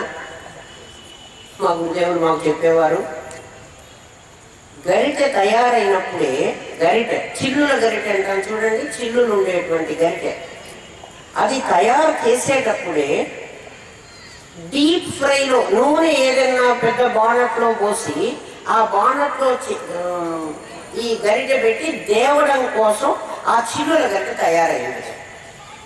చిల్లులు ఉండేటువంటి గరిటె నూనెలో పెట్టి వడియాలు కానీ లేకపోతే ఏమైనా వేయించుకుంటాను చూడండి, వడలు కానీ బజ్జీలు కానీ, మన ఇష్టం ఏదన్నా మీరు పెట్టుకోండి. ఆ వేసిన తర్వాత చేయి పెట్టామనుకో నూనెలో, చేయి కాలిపోతుంది. ఇంకా మళ్ళీ చేయి పెట్టే పని ఉంటుంది. అందుకని ఆ గరిటె కొనుక్కొచ్చుకున్నాను నేను బజార్లో. ఆ గరిటెని ఇప్పుడు నూనెలో పెట్టి నేను తీసి ఆ బజ్జీలు, ఆ నూనె అంతా ఓడ్చి ఆ బజ్జీలు నేను ఒక పేపర్ టవల్ మీద వేసుకుంటా కదా. ఈ గరిటె కాల్పుల నూనెలోకి నన్ను పంపిస్తావా, ఎంత కష్టము నాకు, నన్ను ఎందుకు పంపిస్తావు అని ఇది స్ట్రైక్ చేసింది అనుకోండి. ఒకవేళ అనుకుందాం కాస్త గరిటె నాతో మాట్లాడుకోండి, నన్ను కాలుతున్న నూనెలోకి పంపిస్తావా, నీ చేయి పెట్టి చూడు ఎంత కాలుతున్నదో, దాంట్లోకి నన్ను పంపిస్తున్నావు, ఎంత నీకు బజ్జీలు తినాలని ఉంటే మాత్రం నన్ను ఇట్లా పంపిస్తావా అని ఒకవేళ గరిటె అన్నదనుకో. గరిటెకి నేనేం చెప్తాను, ఓ గరిటె నేను తయారు చేసిందే ఎందుకోసం ఈ నూనెలో నుంచి నా బజ్జీలను బయటికి తీయడం కోసం తయారు చేశారే, నువ్వు నేను అందులో పోనంటే ఎట్లా? ఓ దేహమా, నిన్ను తీసుకొచ్చిందే దీనికోసమే, నువ్వు ఇన్స్ట్రుమెంట్వి నాకు, నువ్వెవరివి, నేను తెచ్చుకున్న పరికరాన్ని. నువ్వు నేను పని చేయనంటే ఎట్లా అవుతుంది, ఎట్లా చెల్లుతుంది? నువ్వు పని చేయడానికే వచ్చావు, నువ్వు చెయ్యాల్సిందే అని చెప్పు. శరీరం మళ్ళీ మాట్లాడదు నీతో. ఓ అలాగా చేస్తాను. అప్పుడు ఏమంటుందంటే అది అవశ్యం అనుభోక్తవ్యం, కృతం కర్మ శుభాశుభం అన్నావు కదా. ఈ పని చేసిస్తే నేను తెచ్చుకున్న లిస్ట్ ఆఫ్ వర్క్స్, వాటిల్లో ఒక వర్క్ అయిపోతుంది కదా, తొందరగా నా పనులన్నీ అయిపోతే నేను హాయిగా ఉండొచ్చు కదా, అందుకని చేస్తాను. ఇప్పుడు తమస్సులో నుంచి వచ్చిన ఆలోచనకి, సత్వంలో నుంచి వచ్చిన ఆలోచనకి తేడా ఉంది. నేను ఎలా నా శక్తిని నేను ఖర్చు పెట్టాలి అని నేను ఒక తల్లి అడిగింది అన్నాను. అమ్మ మీరు 10% నేను ఖర్చు పెట్టున్నాను అన్నారు, 90% నేను దాచిపెట్టుకుంటున్నాను. ఇదిగో దాచిపెట్టుకోకుండా ఇలా చెయ్యి. అయితే పని మనిషిని మార్పించి రేపటి నుంచి అన్ని పనులు నేనే చేయనా? నేను పని మనిషిని మార్పించడం వల్ల నీ ఆలోచనని మార్చుకోమంటున్నాను. ప్రతి క్షణం మీరు గుర్తించవలసింది, నేను మిమ్మల్ని ఫిజికల్గా ఏమీ చేయమంటలేదు. పని మనిషి రాలేదు అంటే టెన్షన్ పడిపోయేది మీ బ్రెయిన్ సెల్స్. ఆ కొంచెం కష్టానికి, చిన్న కోపానికి, రవీంద్రనాథ్ ఠాగూర్ చెప్తారు, ఒక కప్పు టీ తాగడానికి ఎంత ఎనర్జీ వేస్ట్ అవుతుందో, ఒక కప్పు టీ ఒక్క క్షణకాలం అని కోపడితే అంత ఖర్చు అవుతుంది. ఆలోచించండి, మనం ఎంత ఖర్చు పెడుతున్నాం, ఎందుకు మనకు రోగాలు రావు? ఖచ్చితంగా వస్తాయి. ఎందుకంటే మనం ఏది చేయకూడదో అదే చేస్తున్నాం, ఆ పనే చేస్తున్నాం, అందువల్ల మనకు అది వచ్చింది. ఇప్పుడు మీకు అందరికీ అనుమానం రావచ్చు, అయితే మీకు ఎందుకంటే రోగం వచ్చింది, మీకెందుకు బీపీ షుగర్ వచ్చింది అని మీకు అనుమానం రావచ్చు. మనకు రోగం రాదని మీరు చెప్తున్నారు కదా, మరి మీకు ఎందుకు వచ్చింది? 20 ఏళ్ళ నుంచి మీరు ఎందుకు మందులు వేసుకుంటున్నారు? నాకు ఆ వయస్సులో తెలియలేదు, జ్ఞానం కలగలేదు. నాకు ఆ వయస్సులో జ్ఞానం కలిగి ఉంటే, బాల్యంలో నేనే ప్రహ్లాదుడు లాంటి, ధ్రువుడు లాంటి వాడినో అయ్యి ఉంటే నాకు ఖచ్చితంగా రోగం వచ్చింది కాదు. జబ్బు ఎందుకు వచ్చింది అని నేను అడగండి, జబ్బు వస్తుంది ఎందుకంటే పూర్వజన్మ కృతం పాపం వ్యాధి రూపేణ బాధితం. మరి నేనేం చేసి వచ్చానో నాకేం తెలుసు? వ్యాధులు వస్తాయి, రాకుండా పోవు, కానీ రాకుండా ప్రివెంట్ చేసుకోవడం ఎట్లాగో చెప్తున్నాను. మీ మనస్సును అనవసరంగా అజ్ఞానంలో పడేసుకోవాకండి. అజ్ఞానంలో నుంచి వస్తే దానికి 2 సంతానం, ఆ 2 గుంపెడు మందిని చేసుకుంటుంది. అది గండ సైన్యం, అది గండ సైన్య వధోద్యుక్త అమ్మవారు. అధిక గండ సైన్యం బాగా గుర్తుంటుంది మీకు. బండ సైన్యం కాదు, భండ అంటే అజ్ఞానము. భండాసురుడు, అజ్ఞానం అనేవాడిని రాక్షసుడితో పోల్చి హయగ్రీవుడు చెప్తున్నాడు. భండాసుర వధోద్యుక్త శక్తి సేనా సమన్విత. భండాసురుని చంపాలంటే శక్తిని కూడగట్టుకోవాలి. నువ్వు ఏ శక్తిని కూడగట్టుకుంటావు? దేవర్షి గణ సంఘాత. నీ జ్ఞానేంద్రియాల శక్తి, నీ కర్మేంద్రియాల శక్తి. దేవ ఋషులు వాళ్ళు, దేవతలు నీ శరీరంలో, దేవతలు నీ జ్ఞానేంద్రియాలు, నీ శరీరంలో ఋషులు నీ కర్మేంద్రియాలు. అమ్మవారు దేవతలు ఋషుల సహాయంతో భండాసురుణ్ణి వాడి సైన్యాన్ని చంపింది అనేది బాహ్యార్థం. అమ్మవారు సర్వశక్తి సమన్విత కదా, ఆమె మహాశక్తివంతురాలు కదా. భండాసురుని చంపడానికి దేవతల సహాయం ఆమెకి ఎందుకు? ఋషుల సహాయం ఆమె ఎందుకు? ఋషులు ఒకవేళ సాయం చేశారంటే వాళ్ళు ఋషులు ఎట్లా అవుతారు? ఋషులు ఎవరిని చంపడానికి సాయం చేయకూడదు. ఎందుకని? వాళ్ళు విశ్వకామన, వాళ్ళు విశ్వ శుభాన్ని కోరాలి. లోకా సమస్త సుఖినోభవంతు అనాలి వాళ్ళు. అందుకని దేవర్షి గణ సంఘాతం అంటే ఇక్కడ దేవతలు ఋషులు అనే అర్థం సరిపోదు. జ్ఞానేంద్రియ కర్మేంద్రియ పంచకంతో 10 మంది ప్లస్ మనస్సు. మనం ఎవరికైనా నమస్కారం పెడతాం చూడండి, నమస్తే అండి, నమస్తే తలకాయ ఇస్తున్నాం కదా, కొద్దిగా ఉంచుతాం కదా. జ్ఞానేంద్రియాలు 5, కర్మేంద్రియాలు 5 అలాంగ్ విత్ ద మైండ్, నా మనస్సుతో సహా మీకు నమస్కరిస్తున్నా, మీకు సరెండర్ అవుతున్నా, మిమ్మల్ని శరణు అంటున్నా, నేను లొంగిపోయినా, నాకు అహం లేదు. ఇది నమస్కారానికి అర్థం. మన నమస్కారం ఇది. ఇతర దేశాల్లో నమస్కారం దానికి ఏమర్థమో మనకు తెలియదు. మన నమస్కారం వినయంతో ఉంటుంది. మన 11 ఇంద్రియాలను 11 మనకి అవే మనకు ప్రాబ్లమాటిక్. 5 జ్ఞానేంద్రియాలు, 5 కర్మేంద్రియాలు, అవి మనకి బాధ కలిగించేటువంటివి. భండాసురుడు అజ్ఞానానికి చిహ్నము. శుంభ నిశుంభులు వాడిద్దరు కొడుకులు. వాడిద్దరు కొడుకులు ఎవరు? ఒకటి కోరిక, ఒకటి వెలితి. లేకపోవడం అనేది, అది లేదు అనేది. మనకు బాధాకరమైన ఏమిటో తెలుసునా? ఒకటి ప్రాప్తి, ఒకటి పరిహారం. నాకు ఇది కావాలి, ఇది అక్కర్లేదు. సుఖం కావాలి, దుఃఖం అక్కర్లేదు. చూడండి, సుఖం కావాలి, దుఃఖం అక్కర్లేదు. విశుద్ధ ప్రాణహరణ అని పేరు. విశుద్ధం, సుఖ్ అంటే దుఃఖం, విశుద్ధ అంటే చాలా పెద్ద దుఃఖం. సంసారం దుఃఖాలయం అశాశ్వతం అని గీత కూడా చెప్పేసింది. ఇది దుఃఖాలయం అశాశ్వతం అని చెప్పింది. ఇది అశాశ్వతమైంది, నువ్వు దీంట్లో ఏదో వెతకాలని ప్రయత్నం చేయవాకు, దీంట్లో శాశ్వతత్వం లేదు. ఇది దేవాలయం. దేవాలయం అంటే దేవుడు ఉండే చోటు. సంసారానికి ఎవరి పేరు తెలిసినా దుఃఖాలయం, దుఃఖాలు ఉండే చోటు. విశుక్ అన్నాడు. విశుక్, విశుక్ అంటే దుఃఖం, సుఖ్ అంటేనే దుఃఖం. సుఖ్ కాదు, సుఖ్ కాదు, సుఖం అనేటువంటిది కాదు. మెడిక శాతో రాసి సుఖ్. విశుద్ధ ప్రాణహరణ, ఆ నామం బాగా గుర్తు చేసుకోండి. విశుద్ధ ప్రాణాన్ని హరిస్తుంది దయ్యం. అంటే విశుద్ధం అంటే ఏమన్నాం? దుఃఖం అన్నాం. దుఃఖాలయం, దుఃఖం యొక్క ప్రాణం తీసేస్తుంది అమ్మవారు. అంటే ఏమిస్తుంది? సుఖాన్ని ఇస్తుంది. దుఃఖం నీ దగ్గరికి రాకుండా అది పోగొడుతుంది. దుఃఖం పోగొట్టినట్టే నాకు దుఃఖం రాకుండా పోగొడుతుందా అండి?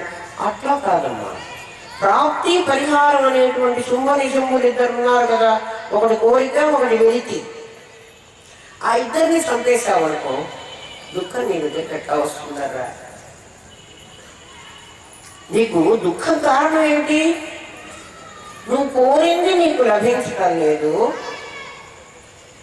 కదా. నేను కోరుకున్నది నాకు రాలేదు, నాకు వచ్చింది నాకు నిలబడలేదు,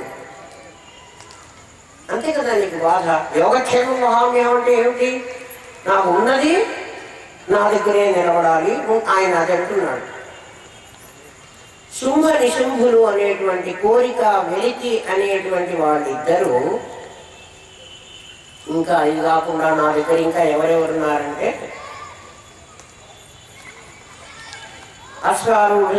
అశ్వారూఢాధిష్ఠితాశ్వ కోటి కోటి భిరావృత.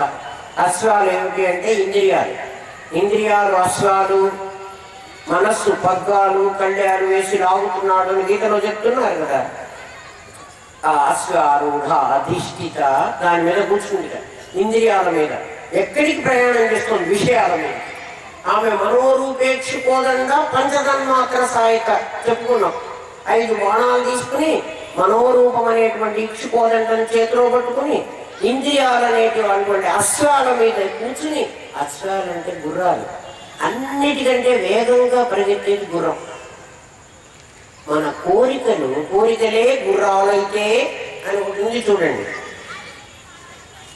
కోరికలు గుర్రాలు అంటే అంత స్పీడ్గా పరిగెత్తుతున్నాయి కోరికలు. ఒకటి కోరిక కాదు, చాలా వేగంగా. ఎక్కడికి పోతున్నాయి? శబ్ద స్పర్శ రూప రస గంధ 5 మీద పరిగెత్తిపోతున్నాయి. ఏమిటి అంటే చూడండి, మన కోరికలన్నీ ఏమిటో ఒకసారి లిస్ట్ అవుట్ చేయండి.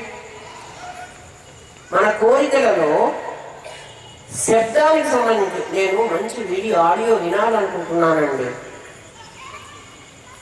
ఘంటసాల సంగీతం వినాలనుకుంటున్నానండి. అట్లా అంటే చెవికి సంబంధించిందో, మంచి సినిమా చూడాలనుకుంటున్నానండి కంటికి సంబంధించిందో, మంచి ఆ హోటల్లో, అమెరికాలో అయితే ఇంకా చాలా ఎక్కువ, ఎంత దూరమైనా ప్రయాణం చేసి ఫలానా హోటల్లో దోశ బాగుంటుంది, ఈ హోటల్లో కాఫీ బాగుంటుంది, ఇంకో హోటల్లో ఇడ్లీ బాగుంటుంది.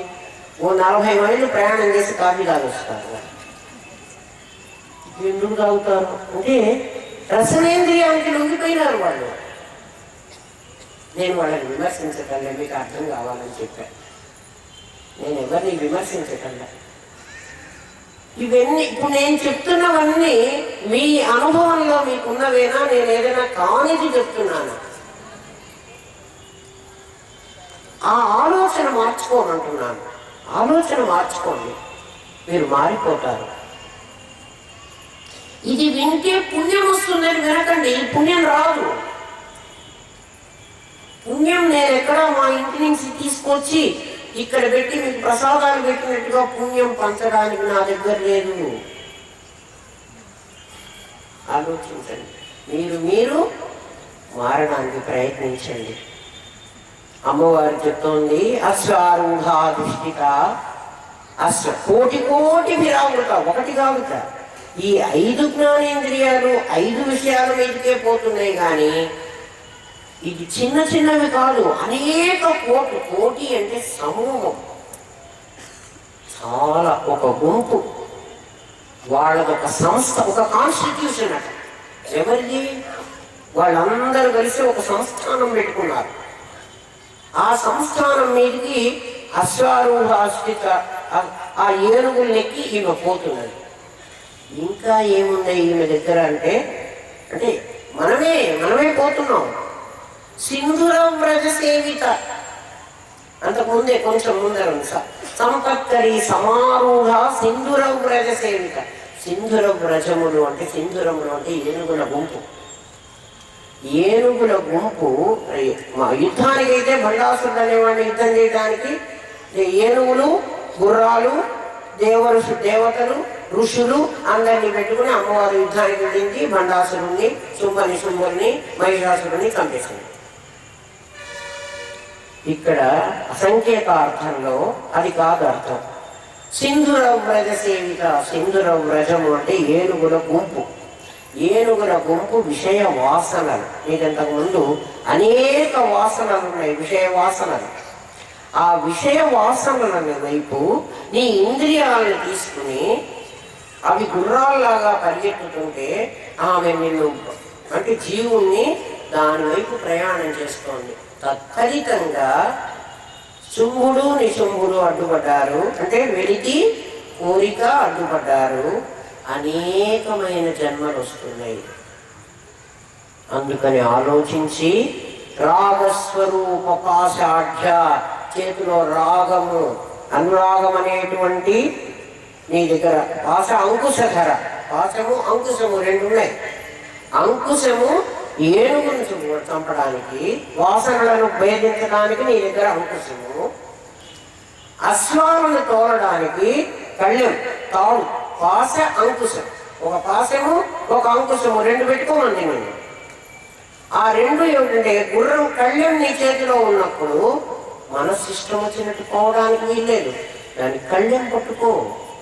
దానికి గురుదేవుడు మాకు ఎలా చెప్పేవారంటే,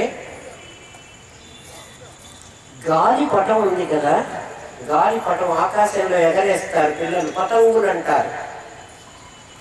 పతంగులకి ఒక దారం కడతాం. ఆ దారాన్ని ఇట్లా లాగే కొద్దీ పతంగం ఇంకా పైకి పైకి పైకి పైకి పోతుంది. ధీరదేత మహిగిరి పరత, వదిలిపెట్టామనుకో వచ్చి నీ కాళ్ళ మీద పడుతుంది. పతంగం ఏం చేస్తుంది? లాగే కొద్దీ, దారాన్ని లాగే కొద్దీ అది ఇంకా పైకి పోతూ ఉంటుంది. దాన్ని వదిలేస్తే అది వచ్చి నీ పాదాల దగ్గర పడుతుంది. ఆలోచించు. మనస్సుని అలాగే ఇంకా కోరిక దాన్ని పెంచుతూ పోతే అనేక కోరికలు వస్తూ ఉంటాయి. దాన్ని అలా వదిలి కాసేపు తిరుగుతుంది. తర్వాత ఇంకేం వీడు నా మాట దాని వెంట నువ్వు పడ్డావో నేను తీసుకెళ్ళిపోతుంది. దాన్ని వదిలి అది నీ కాళ్ళ ముందు వచ్చుకోవాలి. ఆలోచించు.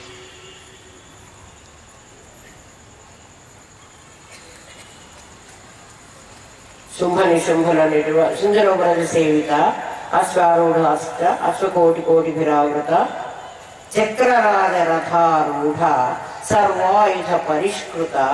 చక్రరాజ రథము నీ శరీరం. ఆయుధాలన్నీ దగ్గర పెట్టుకుని గేయ చక్ర రథారూఢ, గేయ చక్రం అనేటువంటి రథం మీద ఆరూఢమైంది. మీకు ఈ పదాలన్నీ కొంచెం కష్టంగానే ఉంటాయి, అయినా తప్పదు. ఎందుకు అంటే మనం చెప్పుకుంటున్నది సూక్ష్మ రూప వర్ణన. స్థూల రూప వర్ణనకి అర్థమైనంత తేలికగా అర్థం కాదు.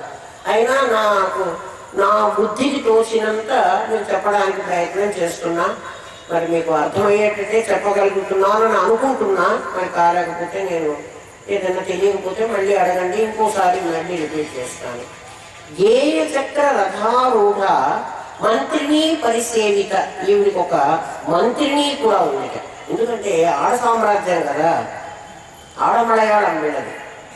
ఈ సామ్రాజ్యంలో అంటే లలితా పరమేశ్వరి రాజ్యం, అందులో స్త్రీలే, దండనాథులు స్త్రీలే, మంత్రిని స్త్రీలే, ఆవిడ యోగిని గణము స్త్రీలే. యోగిని గణం రేపు వస్తారు, మరి రేపు చెప్తాను వాళ్ళ గురించి. ఎవరెవరు ఆమె దగ్గర ఉన్నటువంటి ఆ సైన్యం, ఏ సైన్యాన్ని వెంట పెట్టుకుని ఆమె ఈ ప్రపంచం మీద ఇలా విరుచుకుపడ్డదో రేపు చెప్పుకుందాం, రేపు చెప్తాను. గేయ చక్ర రథారూఢ. గేయం చేసేది అంటే గానం చేసేది, సౌండ్. గేయం అంటే శబ్దం చేస్తోంది. ఏమిటి అంటే ఒకటి ప్రాణచలనము, ఒకటి మనశ్చలనం. ప్రాణము మనస్సు అవి రెండే ఆయుధాలు ఆవిడ దగ్గర ఉన్నది. ఒకటి ప్రాణచలనము, ఒకటి మనశ్చలనం. అంటే మనస్సు చెలిస్తుంది, ప్రాణము చెలిస్తుంది. ప్రాణం చెలించకపోతే మనం బతకం. మనస్సు చెలించకపోతే మనం ఏ పని చేయలేం. ఎవరికైనా మనస్సు పని చేయట్లేదు అనుకోండి, వాడు ఏమిటంటే కోమాలో ఉన్నాడు అనుకోండి. కోమాలో ఉన్నవాడికి ఏం ఆలోచన లేదు కదా, ప్రాణం ఊపిరాడుతూ ఉంటుంది, వాడు ఏం చేయలేదు. మనశ్చలనం, ప్రాణచలనం. గేయ చక్ర రథ ఆరూఢ మంత్రిని పరిసేవిత. ఆ గేయ చక్రం, ఆ చలనం ఉన్నటువంటి ఆ ఇద్దరు మంత్రినులుగా ఉంటే, వాళ్ళు రథారూఢులై ఉంటే, రథం అంటే శరీరం, ఈ రథం మీద ఎక్కున్నారు. ఎవరిద్దరు? ఒకటి మనస్సు, ఒకటి ప్రాణం. వీళ్ళిద్దరు ఎవరో చెప్పండి. మనస్సు సత్వగుణం నుంచి వచ్చింది, నామం రూపం క్రియ. సత్వగుణంలో నుంచి వచ్చింది మీ ఆలోచన. నామం అంటే పేరు కాదు, మీకు అది తెలుసు అనుకుంటున్నాను. నామం అంటే ఆలోచన. సంస్కృత నామం ఆలోచన అని పేరు, తెలుగు నామం పేరు అని పేరు. మీ నామం ఏమి అంటే మీ పేరు ఏమిటి అని. సంస్కృతంలో నామానికి ఆలోచన అని పేరు. ఆలోచనకు చలనం ఉంది. ఆలోచన ఎక్కడ పుడుతోంది? మనస్సులో పుడుతోంది. దాని ఫంక్షన్ని బట్టి మనస్సు ఉంది అనే ఫారంని మనం ఊహించుకోవాలి కదా. లేకపోతే ఎక్కడ మనస్సు ఉంటుంది? మనస్సు చూపించండి నాకు. మనసు బాధపడటం మనకు తెలుసు, చూపించడానికి లేదు. అది చేసే పనిని బట్టి అది ఉందని మనం ఒప్పుకోవాలి. అది గేయ చక్రం. ఈ చక్రం చక్రం శరీరం, ఇది చక్రం అన్నాం కదా. గేయ చక్ర రథారూఢ మంత్రిని పరిసేవిత. గేయం అని ఎందుకనంటే ధ్వని చేస్తోంది, శబ్దం చేస్తోంది. చూడండి, గాలి పీల్చి వదిలితే శబ్దం వస్తుంది. ఆ ప్రాణచలనం అంటాం దాన్ని కదా. ఆ ప్రాణచలనం అది శబ్దం. సోహం అని చేస్తూ ఉంటుంది పాపం. అజపా గాయత్రి అని దానికి పేరు. మనం ఏం చెప్పకపోయినా అది చెప్తూ ఉంటా, ప్రాణం చెబుతూ ఉంటా. సోహం సోహం అంటూ ఉంటా. గాలి లోపలికి పీల్చినప్పుడు సో అని, వదిలినప్పుడు హం అని అంటూ ఉంటా. సోహం సోహం అంటే అది నేను. కానీ మనం గాలి పీలుస్తున్నాం అని అనుకుంటున్నాం కాబట్టి మనం సోహం అజపా గాయత్రి జపం చేసినట్టు కాదు. 84,000 సార్లు, 84 లక్షల సార్లు, 72,000 సార్లు సంథింగ్. నాకు కౌంట్ తెలియదు, సరిగ్గా తెలియదు నాకు.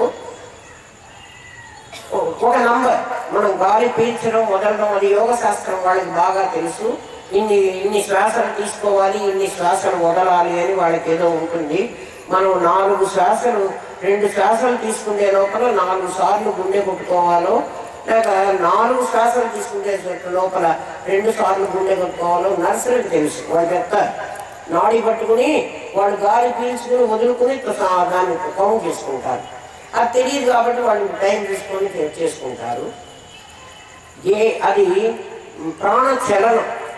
అజపా గాయత్రి చేస్తూ ఉంటుంది అంటే ప్రాణం. ఈ ప్రాణం ఎవరు అంటే అమ్మవారి యొక్క రజోగుణం. మనస్సు ఎవరు అంటే అమ్మవారి యొక్క సత్వగుణం. తమోగుణం ఎవరు అంటే ఇదో ఈ శరీరం.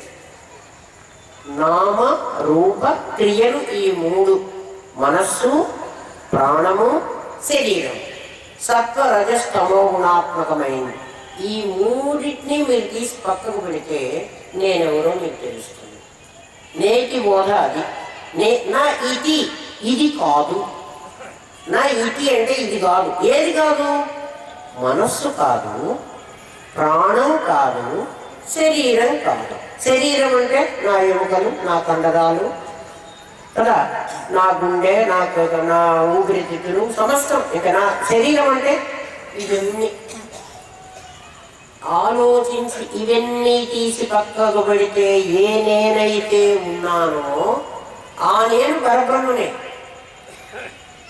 నేతి బోధ ద్వారా మీరు పరమాత్మను పట్టుకోండి అంటే ఇవి చెక్కు తీసేసి పండు తినండి అని చెప్పడం విన్నారా? తెలిసిన వాడు చెక్కు తీసేసి పండు తింటాడు, తెలియని వాడు చెక్కుతో సహా తింటాడు. మనం ఇప్పుడు చెక్కుతో సహా తింటున్నాం. మనం తెలిసిన వాళ్ళు అనుకున్నాము, తెలియని వాళ్ళు అనుకున్నాము. 2 ఏళ్ల పిల్లవాడికి అట్టు పండిస్తే నోట్లో పెట్టేసుకుంటాడు, దానిమ్మ పండిస్తే కూడా నోట్లో పెట్టుకుంటాడు.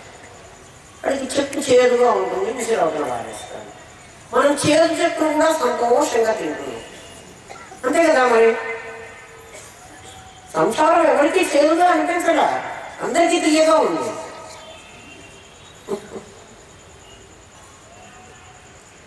సంసారం అనేటువంటి విషవృక్షానికి, ఇది విషవృక్షం అంట దీని పేరు. ఇది విషం చెట్టు. దీంట్లో అమృతతుల్యమైన ఫలములు 2: కావ్యామృత రసపానము, సజ్జన సాంగత్యం. కావ్యామృత రస, కావ్యంలో ఉండే అమృత రసాన్ని పానం చేయటం. అమృత రసం పానం చేయాలంటే కావ్యం భాష రావాలి. భాషారూపా బృహస్సేనా భావాభావ వ్యక్తమడి అమ్మవారే. మరి ఆమె అనుగ్రహిస్తేనే భాష వస్తుంది, లేకపోతే మనకు రాదు. కావ్యామృతాన్ని తాగాలంటే సజ్జన సాంగత్యం. ఎవడైనా సజ్జనులు దొరికితే ఈ సంసారం అనే విషవృక్షానికి 2 అమృతతుల్యమైన ఫలములు, 2 పళ్ళు కాస్తాయి. అవి అమృతతుల్యంగా ఉంటాయి. ఏమిటంటే, 1 కావ్యామృత రసపానము, సజ్జన సాంగత్యం. సజ్జనుడి దగ్గరికి వెళితే చెబుతాడు, ఒరే ఈ ప్రాణచలనము, ఈ మనశ్చలనము, ఈ శరీరము, ఈ 3 తీసేస్తే ఉన్నది నువ్వేరా. అంటే నువ్వు సత్తాగా ఉంటావు, స్ఫురణగా ఉంటావు. సత్తా స్ఫురత్త అనేటువంటి 2 రూపాలు ఉన్నాయి. ఆ 2 నీ సత్తానేమో నీ పదార్థము, నీ స్ఫురణేమో నీ ఎనర్జీ. 2 మిగులుతున్నాయి. సైన్స్ కూడా ఒప్పుకునే తీరాలి. అదే సచ్చిత్తులు, ఆ సచ్చిత్తులు నీకు నామరూపాలుగా కనిపిస్తున్నాయి. అది ప్రపంచం. దృష్టి జ్ఞానమయం కృత్వా పశ్యేత్ బ్రహ్మమయం జగత్. ఈ దృష్టిని జ్ఞానమయం చేసుకో. నీ దృష్టిని అంటే నామరూప జగత్తును చూడటం మానేసి సచ్చిత్తులుగా చూడడం నేర్చుకో. అది ప్రాక్టీస్ చేయి. నీకు ఖచ్చితంగా బ్రహ్మము కనపడతాడు. బ్రహ్మము కనపడతాడు కాదు, నువ్వు బ్రహ్మమే అయిపోతావు. అంటే రేపు అవుతానా అండి? కాదు. నువ్వు ప్రయత్నం చేయి. ప్రయత్నం చేస్తే తప్పకుండా నువ్వు అవ్వగలవు. ఎందుకంటే మహర్షులందరూ వాళ్ళు అయినారు, మనం కూడా అవుతామని చెప్తున్నారు. నేను పాపం పుణ్యం సంపాదించుకుంటాను. పాపపుణ్యాలు సంపాదించుకుంటే లాభం లేదు నాయన. అయితే ఎట్లా నీ పుణ్యం రాకపోతే కష్టం కదా. గీత చెప్తోంది, ఆ బ్రహ్మ భువనాల్లోక పునరావర్తినో అర్జున మాముపేక్షితు కౌంతేయ పునర్జన్మ న విద్యతే. గీత తెలిస్తే మనకి, ఈ ఒక్క శ్లోకం తెలిస్తే మనం ఈ సంసారంలో పడం. ఆ బ్రహ్మ భువనాల్లోక, బ్రహ్మలోకం దగ్గర నుంచి ఇక్కడి వరకు, అంటే ఇటు 7 లోకాలు, క్రింద ఉన్న అతల వితల సుతల రసాతల తలాతల మహాతల పాతాళం అనేటువంటి ఈ 7 లోకాలు, ఆ బ్రహ్మ భువనాల్లోక పునరావర్తినో అర్జున. అర్జున, ఈ లోకాలకు పోయిన వాళ్ళందరూ మళ్ళీ రావాల్సిందేనాయన. మాముపేక్షితు కౌంతేయ, నన్ను పొందినవాడు. నన్ను పొందినవాడు అంటే కృష్ణుణ్ణి పొందినవాడా? కాదు. నేను అంటే సచ్చిద్రూపమైన నన్ను. నీ జ్ఞానమేం చేసుకో, నీ దృష్టిని సచ్చిద్రూపమైన నన్ను పొందు. పునర్జన్మ న విద్యతే. నువ్వు మళ్ళీ పుట్టక్కర్లేదు అర్జున, నన్ను పొందితే. మరి అంత అంత ఆయన మనకు అభయమిస్తే, మరి జగద్గురు కదా కృష్ణం వందే జగద్గురు. మరి ఆయన మాట మనం కొంచెమైనా నమ్ముతున్నామా? అయ్యా కృష్ణయ్య, నీకు నమస్కారం పెడతాను, భగవద్గీత చేతిలో పెట్టుకుంటాను, రోజు భగవద్గీత దండం పెడతాను, గీతామాత హారతిస్తాను, నథింగ్ డూయింగ్, ఏం లాభం లేదు. పరమాత్మ ఆ మాట చెప్పలేదు. ఇవన్నీ చేస్తే నాయన నీకు పుణ్యం వస్తుంది, నీకు పుణ్యం వస్తే ఇదిగో ఈ లోకాల్లో ఎక్కడో ఓ చోటికి నువ్వు పోతావు, అక్కడ కొన్నాళ్ళు ఉంచుకుంటారు, ఇంకా నేను పుణ్యం. దాని దగ్గర డబ్బులు ఉన్నాయి. ఢిల్లీ వెళ్ళాను, 5 స్టార్ హోటల్లో దిగాను. ఎన్నాళ్ళు ఉంచుకుంటాడమ్మా హోటల్ వాళ్ళను? నా డబ్బులు అయిపోయేదాకా. ఎప్పుడైతే నా డబ్బులు అయిపోతాయో మళ్ళీ నేను డబ్బులు సంపాదించుకోవాలంటే కర్నూలే రావాలి. ఢిల్లీలో నాకు డబ్బులు పుట్టవు, ఎవరు ఇయ్యడు. నా దగ్గర డబ్బులు అయిపోయిన తర్వాత హోటల్ వాడు, నాయన డబ్బులు అయిపోయినాయి, నిన్నటిదాకా నీకు కట్టాను కదా, ఇవాళ ఒక రోజు ఉండనియరా హోటల్లో. ఏదో మా అబ్బాయికి ఫోన్ చేసి నేను డబ్బులు తెప్పించుకుని వైర్ ట్రాన్స్ఫర్ చేసుకుని నీకు రేపు కడతాను అంటే, మాట కుదరదు మేడం, వీలు కాదండి, మీరు నిన్నటిదాకా డబ్బు కట్టారు, నిన్నటిదాకా మిమ్మల్ని హోటల్లో ఉండనిచ్చారు. ఇవాళ రేపు మీ అబ్బాయి ట్రాన్స్ఫర్ చేస్తాడు కదా మీకు మీ అకౌంట్ మనీ, రేపు మళ్ళీ మీరు మా హోటల్లో దిగండి. ఈ మధ్య ఈ ఒక రోజు ఉందే, మేము ఉండండి, మీ ఇష్టం, ఎక్కడన్నా ఉండండి. ఇక్కడ కొంత సామాను పెట్టుకుంటాం కదా నాయన, నేనేదో నువ్వు హోటల్లో వద్దంటున్నావు కాబట్టి ఢిల్లీలో అంతా తిరిగి వస్తాను, సామాను కూడా ఇక్కడ పెట్టడానికి వీల్లేదు. మీ సామాను తీసుకుని మీరు రోడ్డు మీదకి పోండి, మీ ఇష్టం. డబ్బులు అయిపోగానే హోటల్ వాడే నన్ను ఉండనియ్యాడు. ఆ లోకంలో ఉన్న పుణ్యం అయిపోతే నన్ను ఉండనిస్తాడా? క్షీణే పుణ్యం మర్త్యలోకం విసిరి పారేస్తాడు. పోరా మళ్ళీ పో. ఎక్కడికి? కర్నూలు. అక్కడ మళ్ళీ డబ్బులు సంపాదించుకుని రేపు మళ్ళీ ఢిల్లీకి రా, మళ్ళీ మా హోటల్లోనే దిగు. నేనేం కాదని చెప్పలేదు. ఆలోచించారా? రేపు అమ్మవారు మనని పరీక్షించిందిట. ఆవిడ సైన్యంతో, ఆవిడ సైన్యంతో మన దగ్గరే ఉంది కదా. నిత్యా పరాక్రమాటోప నిరీక్షణ సంస్థ, ఒక్క నామం మర్చిపోయినాను నేను. జ్వాలామాలిని కాక్షిప్త వన్ని ప్రాకార మధ్యగా. ఇంకొకటి జ్వాలామాలిని. జ్వాలామాలిని అంటే మీరు బాగా అర్థం చేసుకోండి. జ్వాలలు అంటే నిప్పు, జ్వాలలు అంటే నిప్పు మంటలు, మంటలు ప్రాకారం.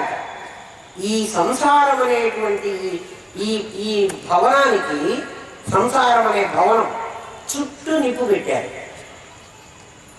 చుట్టూ మంటలు, నిప్పు మంటలు. మనం అందులో ప్రవేశించాం. ఎటు పోదామన్నా చుట్టూ ప్రాకారం అంతా మన జ్వాలని. మనం ఎటు పోవాలన్నా నిప్పే ఉంది, ఎటు పోవాలన్నా శాతం తగులుతోంది. ఎందుకు ఇట్లా పెట్టింది ఈమె అంటే, ఆమె పుట్టిందే అగ్నిగుండం. అగ్నిగుండంలో వచ్చిన వాడు అగ్ని పెట్టక ఏం పెడతాడు? జ్వాలామాలలు. మనకి లైట్లు చిన్న చిన్న రంగురంగుల బల్బులతో వేసినటువంటి మాలలు అలా కాదు, మంటలే మాల. అటువంటి సంసారంలో మనం దూరేం. నిప్పు శాతం తగులుతుందా తగలదా చెప్పండి? శాతం తగిలితే అమ్మో నేను చచ్చిపోతున్నాను, ఈ సంసారం నన్ను బాధిస్తోంది, బంధిస్తోంది, ఏడిస్తే ప్రయోజనం ఏముంది? మరైతే ఏం చేయమంటారు? చిదగ్నికుండంలో పుట్టావు కాబట్టి నేను కూడా అగ్నిగుండంలో పడతా, నీ ఇష్టం. ఎందుకంటే నువ్వు మా అమ్మవి కదా, నేను కూడా పడతా. పడితే నన్నేం చేయమంటావురా? ఏ నామరూప క్రియలని నాకు 3 పెట్టి నన్ను చంపుతున్నావో ఆ 3టిని తగలబెట్టవున్నా. అప్పుడు నువ్వు నేను ఒకటైపోతాం. నన్ను ఈ సంసారం ఏం చేయలేదు. నేను అగ్నిగుండంలో నేను కూడా ఉంటాను. నాకు ఈ 3 ఇచ్చి కాలేటువంటివన్నీ నాకు ఇచ్చావు, నన్నేమో సంసారంలో ఉండమన్నావు. ఒరే నేను ఉండమని లేదురా, నువ్వేది కావాలని పోయినావురా. నేను పొమ్మన్నాను రా నాయన, నువ్వే పోయినావు. అందుకే నీకోసమే నేను చెబుతున్నాను రా, నా మాట వినరా, అవన్నీ వదిలేసి రారా నా దగ్గరికి, నేను పిలుచుకుపోతాను. ఎక్కడికి?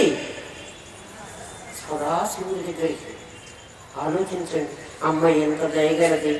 ఆవిడ తిరోధానమో ఆవిడ అనుగ్రహం కూడా అంత గొప్పది. ఆలోచించండి. ఓం తత్సత్. స్వస్తి ప్రజాభ్య పరిపాలయంతాం న్యాయేన మార్గేణ మహిం మనీష గోబ్రాహ్మణేభ్య శుభమస్తు నిత్యం లోకా సమస్తా సుఖినో భవంతు. ఓం పూర్ణమదః పూర్ణమిదం పూర్ణాత్ పూర్ణముదచ్యతే పూర్ణస్య పూర్ణమాదాయ పూర్ణమేవావశిష్యతే. ఓం శాంతి శాంతి శాంతి. ఓం నమో బ్రహ్మాదిభ్యో బ్రహ్మ విద్యా సాంప్రదాయ కర్తృభ్యో వంశ ఋషిభ్యో గురుభ్యో నమో మహద్భ్యః. సర్వోపద్రవరహిత ప్రజ్ఞానఘనః ప్రత్యగర్తో బ్రహ్మైవాహమస్మి బ్రహ్మైవాహమస్మి బ్రహ్మైవాహమస్మి. హృద్దేశే అర్జున తిష్టతి భ్రామయన్ సర్వభూతాని యంత్రారూఢాని మాయయ. అర్జున, ఈశ్వరుడు ప్రాణులందరి హృదయాల్లోనూ కూర్చుని యంత్రంపై ఉన్న బొమ్మల వలె జీవులను మాయ చేత తిప్పుతున్నాడు. లోకానికి తండ్రి అయిన ఈశ్వరుడు మాయలో తోసి నడిపిస్తే ఎలా? ఈశ్వరుడే మాయలోకి తోసివేయవలసిన అవసరం ఏముంది? పరమాత్మనే అలా చేస్తే ఎలా? మనుషుల పరిస్థితి ఏమి? ఎందుకలా ఈశ్వరుడు చేస్తున్నాడు? జీవులని మాయలో చేసి తిప్పుతున్నాడు, తెలుపండి అని రాశారు. తల్లి, చాలా మంచి ప్రశ్న అడిగావు, చాలా సంతోషం. ఉన్నావా అమ్మా? పార్వతమ్మ వెళ్ళిపోయిందా? పార్వతమ్మ ఉందా? కూర్చోమ్మా, చెప్తాను విను. ఎగ్జిబిషన్ గ్రౌండ్స్ మీరందరూ వెళ్తారు కదా. ఎగ్జిబిషన్ గ్రౌండ్స్కి వెళ్ళిన తర్వాత మీకు అక్కడ జైంట్ వీల్ ఉంటుంది. జైంట్ వీల్ ఎక్కాలి అని మీరు అనుకుంటే జైంట్ వీల్ వాడు ఎక్కిచ్చాడా, లేక వాడికై వాడే మిమ్మల్ని బలవంతంగా తీసుకుపోయి ఆ జైంట్ వీల్లో కూర్చోబెట్టాడా? మీరు చెప్పండి. మీరు ఎక్కాలనుకుంటేనే ఎక్కించాడు. ఎక్కాలనుకుని కూడా ఊరుకోకుండా వాడికి కొంచెం డబ్బులు కూడా ఇచ్చాం. జైంట్ వీల్లో మనం ఆ ఎక్కాలనుకున్నప్పుడు వాడికి 5 రూపాయలు 10 రూపాయలు ఎంతో వాడు ఇన్ని ట్రిప్పులు తిప్పితే నీకు వాడికి 10 రూపాయలు వాడు రేట్ పెట్టాడు. 10 రూపాయలు వాడి చేతిలో పెట్టి నువ్వు జైంట్ వీల్ ఎక్కావు. ఏమనుకుని ఎక్కావు? నాకు చాలా హ్యాపీగా ఉంటుంది, జైంట్ వీల్ ఎంత పైకి వెళ్ళిపోతున్నానని సంతోషంగా ఎక్కి కూర్చున్నావు. ఎక్కి కూర్చున్న తర్వాత వాడు తిప్పాలి, వాడు తిప్పుతున్నాడు, నువ్వు పైకి వెళ్ళావు, భయం పుట్టింది. ఇప్పుడు కేకలు పెడుతున్నావు, నన్ను ఎక్కడైనా కింద పడేరా నాయన, నన్ను దించరా అని. వాడు నేను దించాను అంటాడు. నేను ఎందుకని, నువ్వు 10 రూపాయలు ఇచ్చావు కాబట్టి నిన్ను తిప్పాల్సిన బాధ్యత వాడిది. వాడు నిన్ను ఎక్కించలేదు. మనం అందరం మన కోరికలు తెచ్చుకుని నేను జన్మ ఎత్తాలి అని మనం వచ్చాం ఈ జన్మ. వాడు ఆ జన్మ ఎత్తిన వాడిని తిప్పిస్తున్నాడు. ఆ వాసన లేకపోతే నేను వాడు ఈ దేహంలోకి రానియడు. మా గురుదేవులు మాకు ఎలా చెప్పారో మీకు ఈ సంగతి కూడా చెప్తాను. మమ్మల్ని ఇంటెన్సివ్ కేర్కి వెళ్ళి చూడమనేవాళ్ళు మా గురుదేవులు. మమ్మల్ని అందరినీ ఊరికే ఇట్లా కూర్చోబెట్టి పాఠాలు చెప్పలేదు ఆ తండ్రి. మమ్మల్ని ప్రతి చోటికి శ్మశానానికి పంపించారు, హాస్పిటల్స్కి పంపించారు, జైళ్ళకు పంపించారు. వెళ్ళి నేర్చుకొని రండి అన్నారు. మేము వెళ్ళి నేర్చుకుని వచ్చాం. ఆ ఇంటెన్సివ్ కేర్కి వెళ్ళి ఇంకా అబౌట్ టు డై, చావడానికి సిద్ధంగా ఉన్న వాళ్ళని మీరు చూసి రండి. వాళ్ళు ఏం చేస్తూ ఉంటారంటే రాబోయే వాళ్ళ జన్మకి వాళ్ళ దగ్గర ఉన్న వాసనలలో నుంచి ఏ వాసనలు తీసుకుని ఎటువంటి జన్మకెళితే చాలా బాగుంటుంది అని వాళ్ళు ఆలోచిస్తున్నారు. మనం పిలిస్తే పలకరు. ఎందుకురా పలకలేదు వాడు అంటే మన స్పృహలో లేడండి, వాడు స్పృహలోనే ఉన్నాడండి. ఎవరి స్పృహలో ఉన్నాడండి? వాడికి రాబోయే జన్మ గురించి ఆలోచించుకుంటున్నాడు వాడు. అంటే రాబోయే జన్మ నాకు ఇది కావాలి, నేను ఇలా ఉండాలి అని నువ్వు వాడికి ఒక లిస్ట్ ఇచ్చి నువ్వు అంత కర్మని తెచ్చుకుంటే ఆ కర్మ ప్రకారం ఆ 10 రూపాయలు తీసుకున్న నేరానికి ఆ జైంట్ వీరు వాడు తిప్పే తీరాలి. నువ్వు కేకలు పెట్టినా వాడు ఆపడు. వాడు అడుగుతాడు. నువ్వు కేకలు పెడితే కూడా అమ్మ నేను 3 ట్రిప్పుల వరకు దీన్ని పెట్టాను, 3 ట్రిప్పులు అయితే అది ఆగుతుంది, నీకు 100 ఏళ్ళు టైం పెట్టాను, 100 ఏళ్ళు అయితే అది ఆగుతుంది, అంతవరకు తిరిగి చావు, ఎందుకంటే కావాలే వచ్చావు దీంట్లోకి. భగవద్గీత సరిగ్గా అర్థమైతే అమ్మా మనదే తప్పు, కానీ పరమాత్మది అస్సలు తప్పు లేదన్న. తండ్రి తల్లి ఎప్పుడూ బిడ్డల్ని శిక్షించడు, భగవంతుడు అసలు శిక్షించడు. అర్థం చేసుకోలేని మన అసమర్థత మనని బాధిస్తోంది. అర్థమైందా అమ్మా? దేవుడు మన్నట్లా చెయ్యడు తల్లి. భగవద్గీత నీకు పూర్తిగా అర్థం కాకపోతే గీతలో ఒక్క శ్లోకం అర్థం చేసుకో, చాలా బాగుంటుంది. అసలు అన్నిటికంటే ముఖ్యమైనది గీతే. నేను ఇదివరకు అందరికీ భగవద్గీతనే పెళ్లిళ్ళల్లో గిఫ్ట్గా ఇచ్చేదాన్ని. ఇస్తూ ఉంటే చాలా మంది చెప్పారు, ఇదేమిటి వాడు హాయిగా పెళ్లి చేసుకుంటూ ఉంటే మీరు భగవద్గీత ఇస్తారేమిటి అని. భగవద్గీత వాళ్ళ జీవితం మారుస్తుందని ఇస్తున్నానరా అన్నాను. అట్లా ఇవ్వకండి, వాళ్ళంతా వైరాగ్యం బట్టి పోతారు. ఎవ్వడు వైరాగ్యం బట్టి పోలే ఇప్పటి వరకు అందరు ఇందులోనే ఉన్నారు. భగవద్గీత చిన్నప్పటి నుంచి చదువుకున్న నేను కూడా ఇందులోనే ఉన్నాను. ఎక్కడికి పారిపోలేదు, ఎవరిని వదిలిపెట్టలేదు. అందరు ఇందులోనే ఉండమనే చెబుతారు. నాయన పడవ ఎప్పుడు నీళ్ళల్లో ఉండాలి, నీళ్లలోకి చుక్క నీళ్ళు, పడవలోకి చుక్క నీళ్లు రాకూడదు. మీరందరూ సంసారంలో ఉండండి, సంసారం మీ లోపలికి పెట్టుకోవాలండి. అలా నేర్చుకోండి, అది సాధన. ఏమా చాలా సంతోషం. ఇంకా ఎవరికైనా భగవద్గీతలో ఏదైనా తెలియకపోతే నిరభ్యంతరంగా నన్ను అడగచ్చు.